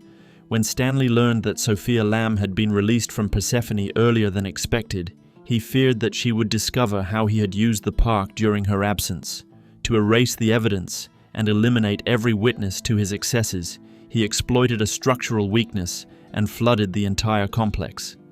Stanley keeps his side of the bargain and unlocks the station. Before Delta can leave, however, Sophia Lamb contacts him. She explains that she has long known the truth about Stanley's actions and claims that she has found the strength to forgive him. She then opens the security booth and leaves Stanley's fate in Delta's hands. Stanley's decisions led to Johnny Topside's imprisonment, Eleanor's transformation into a little sister, and the deaths of everyone in Dionysus Park. Delta chooses not to forgive him and kills him before returning to the train. The Atlantic Express eventually reaches Fontaine Futuristics, where Eleanor is believed to be held. Sinclair remains aboard the train while Delta approaches the station exit. Just before entering the airlock, he receives a message recorded 1 year earlier by a scientist named Gilbert Alexander. In the recording, Gilbert warns that by the time anyone hears his message, he will already have lost his sanity. Anticipating his own mental collapse, he created a series of instructions intended to help whoever found them stop the creature he would eventually become. The next message, he explains, can be found at the security control station inside Fontaine Futuristics. Delta crosses the ocean floor and makes his way toward the building. Sinclair explains that Gilbert Alexander was one of Rapture's most accomplished scientists and played a central role in the development of the Big Daddies. He was also likely responsible for creating the unusually powerful bond between Subject Delta and Eleanor. Inside Fontaine Futuristics, Delta soon discovers that Gilbert's warning was accurate. The scientist has completely lost his mind. Alexander does not appear in person, instead communicating through an airborne security drone displaying an image of his eyes. The deranged scientist now calls himself Alex the Great and claims to be the sole ruler of Fontaine Futuristics. He sends splicers to attack Delta, but the Big Daddy eliminates them and reaches the biometric scanner at the security checkpoint. While the system registers Delta's genetic profile, Alex locates another Alpha Series Big Daddy and orders him to attack. Delta defeats the other Alpha and gains access to the security station. where he finds Gilbert's second recorded message. Gilbert explains that prolonged and extreme exposure to Adam destroyed his mind. He asks whoever hears the recording to bypass the facility's defenses, reach the body he has become, and kill him. By the time of the recording, he was already incapable of ending his own life. To assist in this task, Gilbert provides a sample of his voice that can unlock the voice-controlled entrance to the security office. The facility's security system interferes with the recording, however, refusing to grant Delta access and preventing him from reproducing Gilbert's authorization phrase. Sinclair advises Delta to explore the complex and find a way to disable the obstructive security drone. During his search, Delta discovers a recording made by Eleanor. She explains that Sophia succeeded in psychologically rehabilitating her after her conditioning as a little sister. However, Sophia was unable to remove the Adam-producing sea slug implanted within Eleanor's body. As a result, Eleanor retained the extraordinary resilience and regenerative abilities shared by the other little sisters. Sophia also attempts to turn Delta against his only ally. She warns him that Augustus Sinclair has always been driven by greed and is not helping him out of loyalty or compassion. According to Lamb, Sinclair has his own reasons for accompanying Delta and may betray him once their interests no longer align. Evidence found within the facility supports her accusations. In one audio diary, Gilbert Alexander explains that when his experiments required human subjects, Sinclair supplied him with drugged and restrained prisoners in exchange for payment. Most of the victims came from Persephone. Johnny Topside suffered the same fate. Sinclair helped deliver him into the hands of the scientists who transformed him into Subject Delta, making him partly responsible for the destruction of Delta's former identity. After disabling the security system, Delta enters the security office and retrieves the third part of Gilbert's instructions. The recording directs him toward the laboratory containing the creature Alexander has become. The route to the laboratory crosses the ocean floor. Along the way, Delta notices what appears to be an oxygen station. Sinclair explains that the structure is merely a disguise concealing a passage into the lower levels of Rapture, where Sophia is most likely holding Eleanor. The entrance cannot be opened without Gilbert Alexander's genetic key. Delta therefore continues toward the laboratory, determined to obtain the necessary DNA sample. In another recorded message, Gilbert explains what happened to him. After the deaths of Andrew Ryan and Frank Fontaine, Sophia Lamb became determined to transform Rapture into a single unified collective. To accomplish this, she planned to create the perfect citizen of her utopia, a living embodiment of the family's beliefs, who would carry, through Adam, the memories and experiences of every member of the Rapture family. The experiment required a volunteer willing to absorb an immense quantity of Adam. Gilbert Alexander still felt responsible for Eleanor's fate. Unaware that she was Sophia Lamb's daughter, he had participated in transforming the girl into a little sister. Burdened by guilt, he volunteered to become Lamb's first utopian. An ordinary human body could not withstand such an enormous concentration of Adam. Gilbert began to mutate rapidly. His body expanded to monstrous proportions, while his intelligence and sanity steadily deteriorated. Realizing that a normal human being was unsuitable for the role, Sophia abandoned the experiment and decided to use her nearly indestructible daughter instead. Gilbert was left behind and confined within Fontaine Futuristics.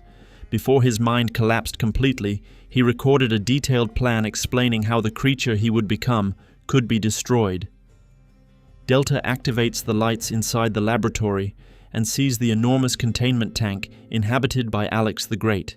Disturbed by the sudden brightness, the creature retreats into the depths of the tank. Gilbert had anticipated this reaction. His instructions direct Delta to search the laboratory for 4 Adam-infused plants that can be used to lure Alex back toward the surface. Once the creature approaches, Delta must incapacitate him with an electrical discharge. Delta searches the facility and gathers the required plants. During this process, he passes through the chamber where Gilbert Alexander bonded the newly created subject Delta to Eleanor 10 years earlier. Once all 4 plants have been collected, Delta places them inside the containment system. Their Adam draws Alex out of the darkness, allowing Delta to stun him and obtain a genetic sample. With Gilbert Alexander's DNA, Delta finally possesses the key needed to access the hidden passage beneath Fontaine Futuristics. He must then decide what to do with the creature in the tank. Alex pleads for his life and promises that, if spared, he will escape into the ocean and live freely beyond Rapture. Gilbert, however, recorded his request for death while he was still lucid and fully understood what he was becoming. Delta chooses to honor that request and electrifies the tank, ending Gilbert Alexander's suffering. Delta returns to the ocean floor and inserts the genetic key into the concealed mechanism. Part of the surrounding rock opens, revealing a hidden entrance. Beyond the airlock, he reaches an elevator that descends into Persephone. As Delta searches the prison for Eleanor, he discovers one of Sinclair's audio diaries. It reveals that Sinclair Solutions maintained its headquarters within Persephone, and that Augustus Sinclair also served as the prison's warden. This position allowed him to sell inmates to Rapture's scientists as human test subjects.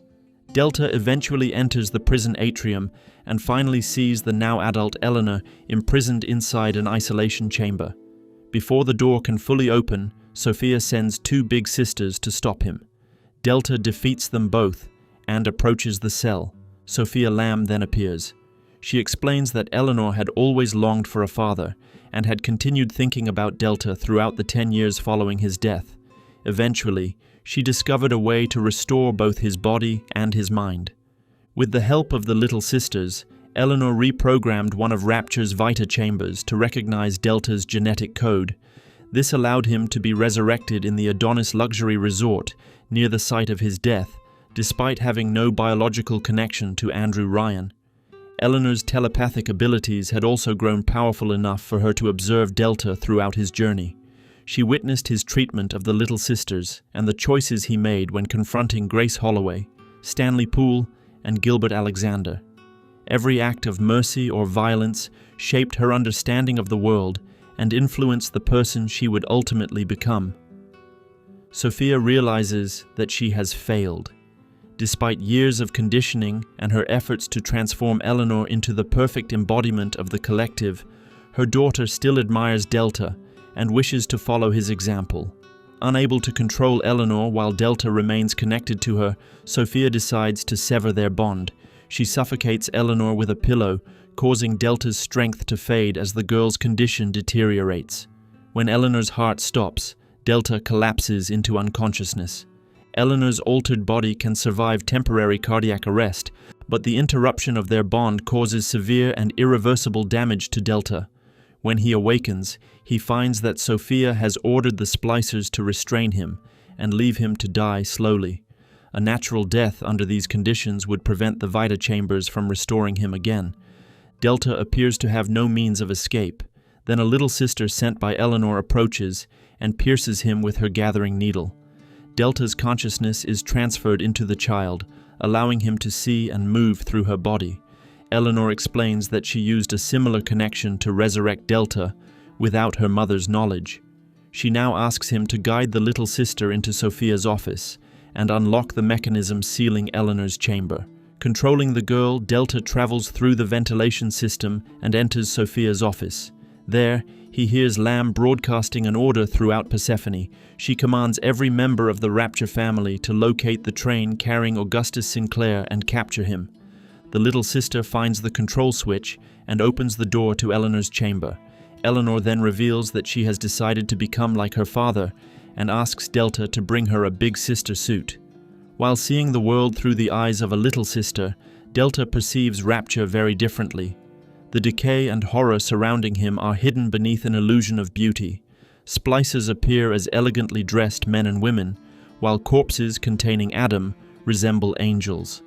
Depending on the choices Delta has made throughout his journey, he may also see statues representing his encounters with Grace Holloway, Stanley Poole, and Gilbert Alexander. After collecting every part of the suit, the little sister returns to Eleanor's chamber and delivers them to her. Once Eleanor has put on the armor, she follows Delta's example and rescues the girl, purging the Adam from her body. Delta's consciousness then returns to his own body. Eleanor frees her father from his restraints, and together they enter the atrium, fighting off an assault by Sophia's followers.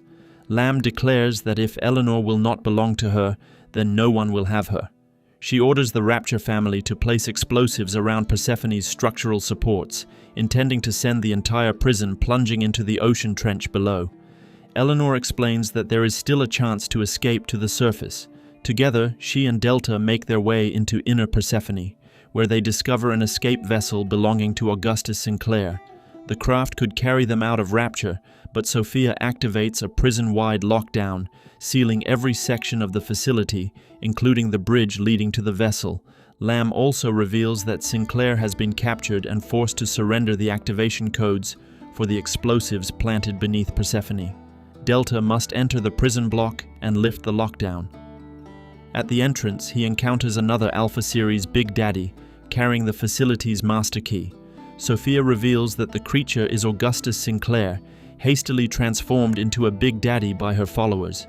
Sinclair can still speak and think, but Lamb has invaded his mind and taken control of his body. He warns Delta that he is no longer capable of resisting her commands. Eleanor asks her father to pursue Sinclair and recover the key. Delta follows him into the prison block and discovers that Sinclair has barricaded himself inside a secure control booth.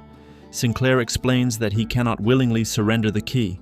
The only way Delta can take it is by killing him. After searching the prison cells, Delta finds the code to the booth and enters. Sinclair struggles against Lamb's control with what little strength remains. Although he is armed, he refuses to fire at Delta, deliberately making it easier for his former companion to defeat him. Throughout his life, Augustus Sinclair had been ruled by greed and self-interest. Yet when forced to choose between his own survival and Delta's mission, he places Delta's goal above his own life. In doing so, he achieves a measure of redemption. Delta kills Sinclair, takes the master key, and disables the lockdown. Sophia contacts them again and warns that she will destroy the escape vessel before they can reach the surface. Delta and Eleanor fight their way toward the docking platform, only to discover that Lamb has sabotaged the ballast compressors. Without them, the vessel cannot rise. Eleanor proposes evaporating the ballast water, but even with her enhanced abilities, she cannot accomplish the task alone. She needs the help of the little sisters still imprisoned inside Persephone, whom she intends to take with her to the surface.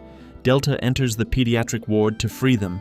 Along the way, he uncovers how Sophia Lamb took control of Persephone 10 years earlier. Because she was a psychiatrist, Sinclair, who was then the prison's warden, assigned her to work in the infirmary, where she treated both inmates and members of the staff. Sophia quickly earned the trust of her patients and spread the doctrine of the Rapture family among them. Her influence grew until she and her followers were able to incite an uprising. They drove Sinclair from Persephone and transformed the prison into their new base after Stanley Poole flooded Dionysus Park. Delta and Eleanor free every little sister held in the pediatric ward and return to the docking platform. Eleanor teleports herself and the girls into the ballast chamber. Together, they begin heating and evaporating the water, using the Adem flowing through their bodies to generate immense heat. While they work, Sophia's fanatics launch one final assault against Delta. He holds them back until the ballast chamber has been emptied. Delta then releases the docking mechanism and ruptures the surrounding pipes, flooding the platform to equalize the pressure. He and Eleanor ascend by elevator and rush toward the escape vessel as Lamb begins detonating the explosives beneath Persephone. They never reach the craft together. Sophia has also mined the bridge. Eleanor attempts to teleport herself and Delta inside the vessel, but she cannot reach him in time. Delta is caught at the center of the explosion and thrown into the ocean. Despite his injuries, he manages to seize the side of the ascending escape craft. As the vessel rises, Delta looks back one final time at the city he once discovered by accident on the ocean floor. With the last of his strength, he climbs onto the top of the craft. Inside, Sophia begins to suffocate after the explosion compromises the vessel's hull. Eleanor, having learned mercy from her father, chooses to save her mother and gives her a breathing mask.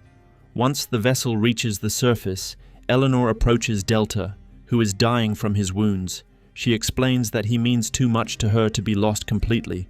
She still needs his guidance. Eleanor drives a gathering needle into Delta's body and absorbs his Adam, In doing so, she preserves part of his consciousness within herself. His memories and personality will remain with her, guiding her through hardship and sharing in whatever joy her future may bring. Standing beside the rescued little sisters, Eleanor looks toward the horizon, knowing that they are finally free and that a better life awaits them beyond Rapture. The year is 1968. While the newly awakened Subject Delta searched for his little sister, on the other side of Rapture, Subject Sigma was making his way toward Minerva's den. Before he could reach it, however, a man named Reed Wall destroyed the tunnel through which the Big Daddy was passing. Sometime later, Sigma regained consciousness beneath the rubble. After freeing himself, he received a message from Charles Milton Porter. Porter explained that he had contacted the Big Daddy at the request of Dr. Tenenbaum, who had sent Sigma there to rescue something known as the Thinker. From that point onward, Porter, rather than Brigid Tenenbaum, would guide him through the facility. When Sigma finally entered Minerva's den, Porter warned him that although the complex had long been cut off from the rest of Rapture and deprived of power, it had not been abandoned by the Adam-addicted splicers roaming its halls. Sigma would have to defend himself while searching for a way to restart the electrical relays. Upon reaching the facility's reception area, it became clear that Minerva's den was far from empty. The floors and walls were covered in strange writings and elaborate equations, suggesting that many of the splicers haunting the complex had once been scientists. Before Sigma could enter the next chamber, Reed Wall contacted him. He immediately suspected that the newcomer had been sent by Porter. Wall claimed that the machine had chosen him, but Sigma had no time to consider the meaning of those words, as a group of splicers attacked without warning. They were indeed the remnants of Minerva's den's former scientific staff. Once the attackers had been eliminated, Porter contacted Sigma again. He revealed that he and Reed Wall had once founded Rapture Central Computing together. Wall, however, had eventually forced Porter out of the project. Whether driven by greed or consumed by madness, he had ruled the entire complex, alone ever since. After locating his first weapon and the facility's lighting controls, Sigma restored power to the area. Reed Wall immediately transmitted another message, once again speaking of a machine that knew everything, the Thinker, before sending more of his followers against the intruder. When the battle was over, Porter informed Sigma that the power had been successfully rerouted. The path to Porter's office was now open, and Sigma needed to reach it as quickly as possible. Along the way, Wall contacted the Big Daddy again. He claimed that the Thinker had foreseen everything: Sigma's arrival at the complex, every action he would take, and even his eventual failure. Porter dismissed Wall's claims as the delusions of a mind consumed by calculations. The Thinker was undoubtedly a brilliant machine, but it could not see the future. Wall's belief in its prophetic power was nothing more than the product of his deteriorating sanity. In any case, none of it mattered. Sigma's task was simply to obtain a hard copy of the Thinker's machine code and escape from Rapture. On the way to Porter's office, Sigma discovered one of Wall's audio diaries.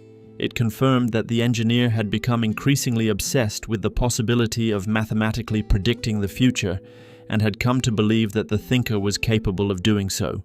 Sigma also found a hack tool, which proved useful when he discovered that Porter's office had been sealed. The room itself remained untouched by the splicers, protected by the Thinker's security systems. Porter remotely granted Sigma high-level clearance, allowing the machine to admit him. As Sigma entered, Porter apologized for being unable to assist him in person because of the dangers within the complex. He explained that the computer core, where the Thinker's machine code could be copied, could only be accessed with a punch card hidden inside the desk in his office. There, Sigma also discovered an audio diary in which Porter recalled his work in London. He had worked alongside Alan Turing on a machine designed to break the German Enigma cipher. The project demanded long hours, and he was often separated from his wife, Pearl. Then, during one of those long shifts, the Blitz began. German bombers struck London, destroying entire sections of the city, including the Porter family home. Pearl was killed that night. It was likely this loss that led Porter to accept Andrew Ryan's invitation to Rapture years later. There was nothing left for him on the surface. After retrieving the punch card, Sigma prepared to leave for the computer core. Reed Wall immediately contacted him, warning that the Big Daddy had allied himself with the wrong man and accusing Porter of being a traitor. He then unleashed another group of splicers upon Sigma. Once the attackers had been defeated, Porter explained that Wall had once been a brilliant engineer until prolonged exposure to Adam began to corrupt his mind. His obsession had grown so severe that he was now prepared to kill anyone who threatened his control over the Thinker. Upon returning to the main lobby, Sigma encountered a Lancer, the final and most advanced model of Big Daddy ever created in Rapture. To obtain the little sister under its protection, and the Adam Sigma needed to survive the complex, he was forced to confront it. Sigma's next objective was to acquire the Gravity Well plasmid. Its power would allow him to remotely dislodge the resistors within the door's locking mechanism. According to the records available to Porter, the plasmid could be found inside the airtight archives. The entrance to the archives was also sealed, forcing Sigma to search for another electrical plasmid before he could proceed. As he explored the complex, the Big Daddy encountered not only hostile splicers, but also numerous recordings left behind by Minerva's den's former inhabitants. Among them were notes from Tenenbaum concerning her attempts to eliminate the harmful effects of Adam. Sigma also found another diary from Porter, in which he lamented that he had not met Andrew Ryan sooner. Had he done so, he might never have gone to London, and Pearl might still have been alive. Elsewhere in the facility, Sigma discovered a laboratory where robotic little sisters had been developed under Andrew Ryan's direction. Ryan had apparently sought a way to end the transformation of human children into Adam-producing creatures, but the project had failed. The Big Daddies refused to recognize the machines as little sisters and would not protect them. Another of Porter's recordings revealed that he had once intended to create a machine capable of producing a perfect copy of a human being, a duplicate that would never age and, in a sense, could never die. He had pursued the idea for one reason. He wanted to speak with Pearl again. Nearby, Sigma discovered another audio diary continuing the account of the Thinker's development.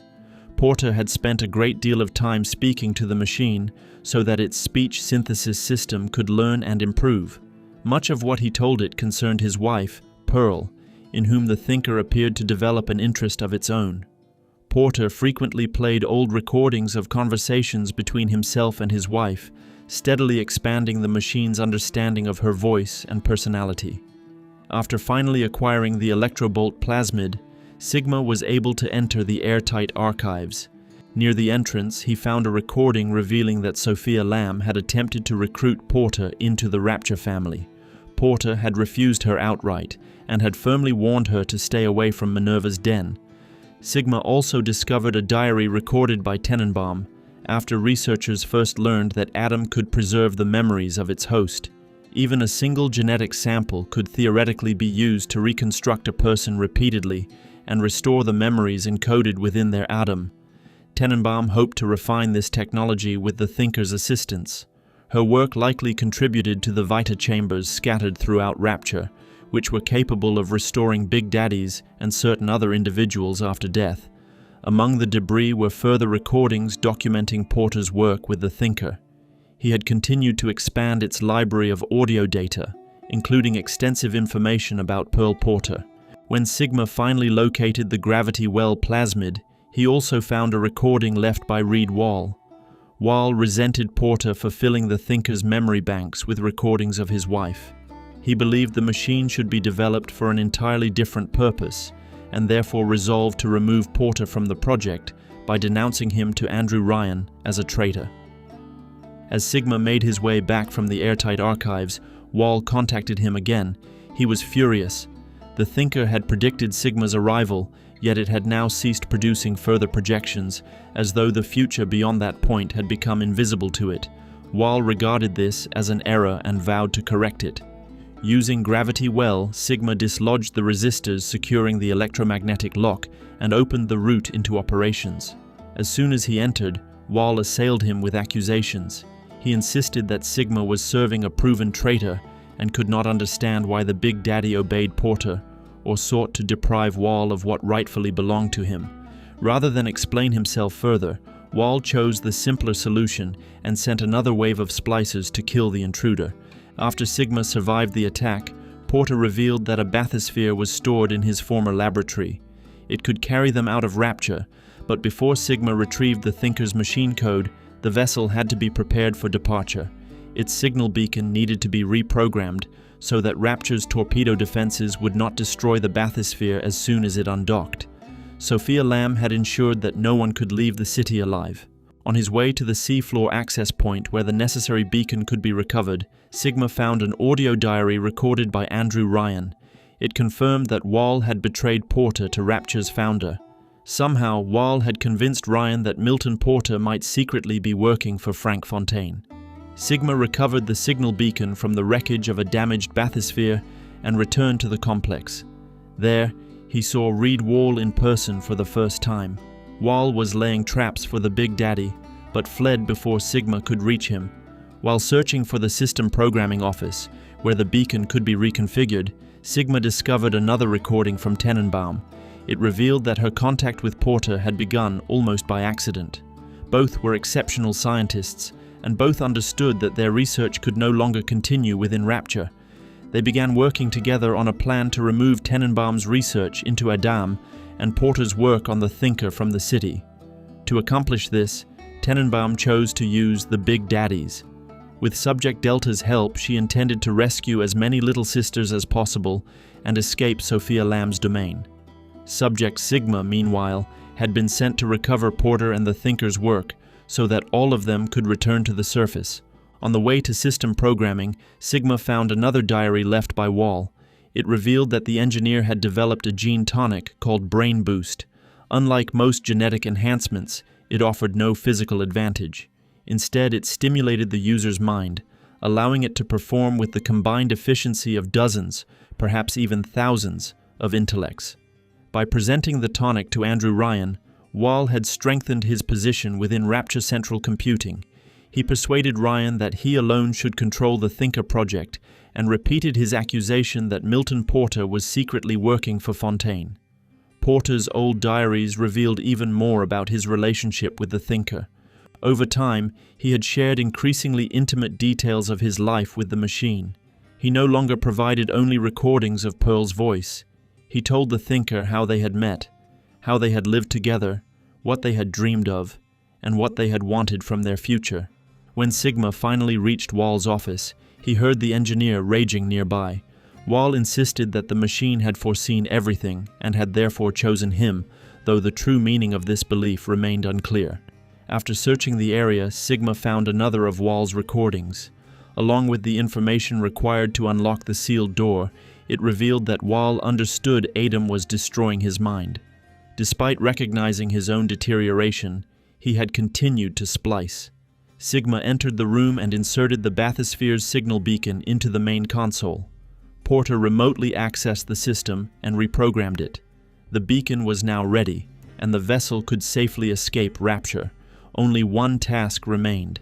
Sigma had to reach the Thinker inside the computer core and produce a hard copy of its machine code. The route ahead, however, was blocked. An overload in the Thinker's cooling system had frozen the passage to the core. Sigma was forced to return to the climate control section and manually restart the turbine so that the ice could be cleared. Nearby, he found another recording from Andrew Ryan. In it, Milton Porter was formally declared an enemy of Rapture, while control of the Thinker project was transferred to Reed Wall. After reaching the turbine controls, Sigma restarted the system and thawed the passage into the computer core, where Wall was already waiting.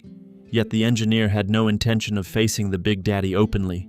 He sealed himself inside the core, forcing Sigma to enter through the maintenance tunnels, where Wall had prepared numerous traps.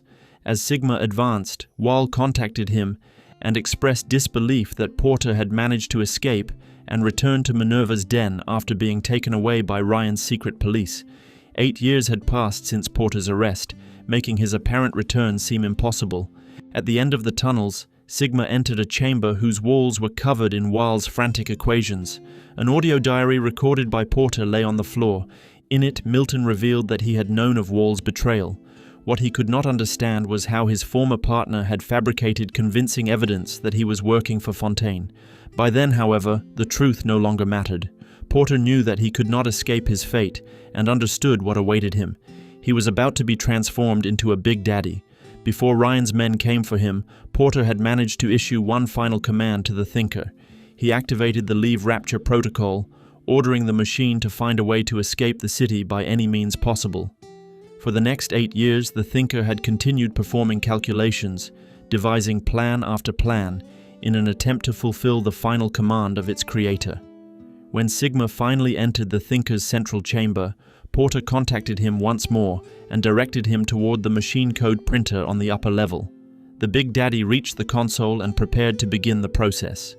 Before he could do so, Reed Wall appeared and shut down the Thinker. In Wall's mind, only one final equation remained to be solved: Reed or Sigma. The Big Daddy was forced to fight him. Tenenbaum warned that Wall could not be allowed to prevail. Without the Thinker, Minerva's den would collapse, and the destruction could spread throughout Rapture. The machine regulated nearly every essential system in the district, from the electrical grid to air circulation. After killing Wall, Sigma recovered the administrator access card from his body and entered the control booth. There, he restored the Thinker's systems and initiated the process of printing its machine code. The machine began a genetic identification scan. Its analysis revealed that Subject Sigma was an Alpha Series Big Daddy. His true name was Charles Milton Porter. Ryan's men had indeed transformed Porter into a Big Daddy.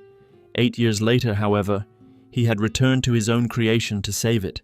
The Porter who had guided Sigma throughout his journey had never been the real man.